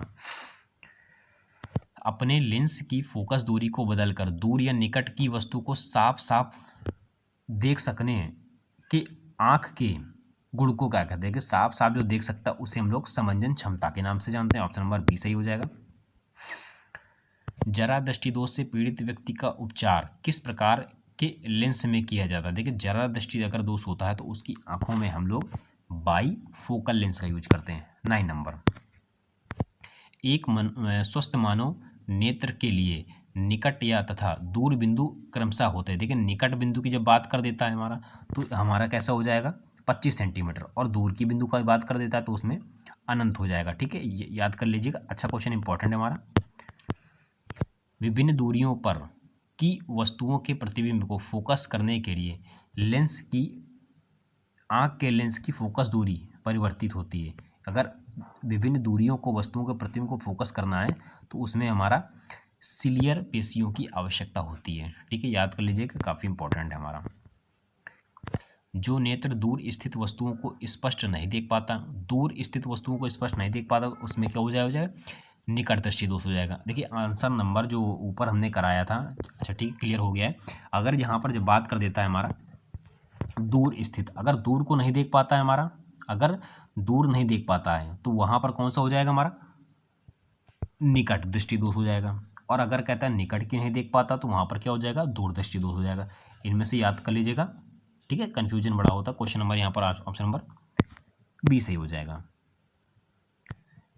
किस दृष्टि दोष में किसी वस्तु का प्रतिबिंब रेटिना के आगे बनता है। देखिए रेटिना का जो आगे बनता है वो हो जाएगा निकट दृष्टि दोष में। व्यक्ति के जो प्रतिबिंब हमारा, वस्तु का जो प्रतिबिंब हमारा, ये हमारा कैसा होता है, निकट दृष्टि दोष में आगे बनता है हमारा। 30 नंबर, नेत्र की संवेदन क्षमता कम हो जाने पर उत्पन्न होगा। अगर संवेदन क्षमता कम हो जाती है तो उसको जरा दृष्टि दोष हो जाएगा। इंपॉर्टेंट है काफ़ी ज़्यादा ये भी। चंद्रमा पर खड़े अंतरिक्ष यात्री को आकाश प्रतीत होता। अगर चंद्रमा पर कोई व्यक्ति खड़ा तो उसे आकाश का रंग काला प्रतीत होगा भाई। ऑप्शन नंबर डी हो जाएगा। श्वेत रंग में प्रकाश में 3 मेल कौन से हैं। देखिए श्वेत रंग में प्रकाश कितने, माने पूछा हमसे, श्वेत प्रकाश कितने रंगों के मेल में से बना होता है। तो श्वेत प्रकाश जो होता है हमारे 7 रंगों के मेल से बना होता है, बिग ब्लू नाम से। ठीक है। 16 नंबर, दृश्य प्रकाश में किस स्वर्ण का तरंग दैर्घ्य अधिकतम होता है। अब दृश्य प्रकाश में पूछ रहा, तरंग दैर्घ्य की अधिक होने की बात कर रहा, तो तरंग दैर्घ्य किस में अधिक होगी, लाल रंग में होगी। ऑप्शन नंबर बी सही हो जाएगा। इंद्रधनुष का बनना किस परिघटना पर आधारित है। इंद्रधनुष हमारी प्रकाश की कैसे होती है, वर्ण विक्षेपण के कारण हमारी बनती है। ठीक है, सूर्य के पीछे ही बनता है हमारा। ऑप्शन नंबर सी सही हो जाएगा। जो नेत्र निकट स्थित वस्तु को साफ नहीं देख सकता तो उसमें कौन सा दोष हो जाएगा। अगर निकट नहीं देख सकता तो वही कैसा हो जाएगा, उसमें दूरदृष्टि दोष हो जाएगा। याद कर लीजिएगा, हमारा इंपॉर्टेंट है। किसी कोलाइडी विलयन में निलंबित कणों में प्रकाश के प्रकीर्णन को कहा जाता है। कि प्रकाश के निलंबन जब कह देता है तो उसे कोलाइडी या फिर किंडल प्रभाव के नाम से जानते हैं। ठीक है, या फिर टिंडल प्रभाव के नाम से जानते हैं। कोलाइडी विलयन, आप यहाँ पर बात कर दे, जब कभी भी कोलाइडी विलयन की बात कर देता है तो कणों में जो प्रकीर्णन होता है ये हमारे एक प्रकार से टिंडल प्रभाव के कारण होता है। ऑप्शन नंबर सी सही हो जाएगा। 20 नंबर, सामान्य मानव के नेत्र का दूर बिंदु। अगर सामान्य मानव को जो नेत्र बिंदु जाएगा हो जाएगा हमारा अनंत, यानी कि कोई व्यक्ति अगर स्वस्थ है तो कहाँ से कहाँ तक देख सकता है, तो वो अनंत तक देख सकता है हमारा। 21, निकट दृष्टि दोष वाले व्यक्ति में चश्मा अगर निकट की बात कर देता है तो अवतल और दूर की बात कर देता है तो उत्तल हमारा। ऑप्शन नंबर पी सही हो जाएगा। मानव नेत्र में उपस्थित लेंस, अब मानव में कैसा लेंस उपस्थित होता है, तो एक प्रकार से उत्तल लेंस उपस्थित होता है हमारा। निम्न में से किस दृष्टि दोष में नेत्र को क्रिस्टली लेंस धुंधला अपारदर्शी हो जाता है। यानी कि अपारदर्शी जो होता है हमारे एक प्रकार से हो जाएगा मोतियाबिंद के कारण क्या होता है, व्यक्ति को आभास प्रतीत होता है हमारे, यानी कि अपारदर्शी प्रतीत होता है। 24 नंबर, स्पेक्ट्रम प्राप्त करने के लिए किसका उपयोग किया जाता है। स्पेक्ट्रम जो होता है ये हमारा प्रिज्म के प्राप्त करने के लिए होता है हमारा। स्पेक्ट्रम में किस रंग की किरण का विचलन झुकाव कम होता है। तो स्पेक्ट्रम में जो सबसे कम होता है वो हमारा हो जाएगा लाल रंग का, स्पेक्ट्रम का प्रभाव कम होता है। तो ये खत्म हो गए आपके जितने भी चैप्टर थे, सारे के सारे इंपॉर्टेंट हमने करा दिए हैं। अब देखिए बात करते हैं हमारा एक लाइट वाला चैप्टर। देखिए लाइट वाला अभी कुछ दिन पहले मैंने कराया है, जिसने भी नहीं किया प्लीज़ जाके जरूर कर लीजिएगा। ठीक है, थ्योरी मैंने बहुत अच्छे से पढ़ाई है और MCQ बहुत अच्छे से पढ़ाए हैं, तो प्लीज़ जाके वो जरूर कर लीजिएगा। और ये जितने भी इंपॉर्टेंट लेसन थे बायो के, और जितने भी थे हमारे केमिस्ट्री के, और जितने भी यानी फिजिक्स के 2 लेसन के, ठीक है, सारे के सारे मैंने करा दिए। तो प्लीज़ कमेंट एक जरूर कर दीजिएगा। आप लोगों से रिक्वेस्ट है, प्लीज़ आप लोग कमेंट नहीं करते हैं तो कमेंट जरूर कर दिया करें। और प्लीज़ चैनल पे नए हैं ना तो प्लीज़ भाई सब्सक्राइब जरूर कर देना। और क्योंकि देखिए काफ़ी मेहनत लगती है सब चीज़ों करने में, एक ही वीडियो में पूरा कवर कर दिया मैंने जितना इंपॉर्टेंट था हमारा। प्लीज़ सेशन को लाइक शेयर सब्सक्राइब जरूर कर देना। ठीक है।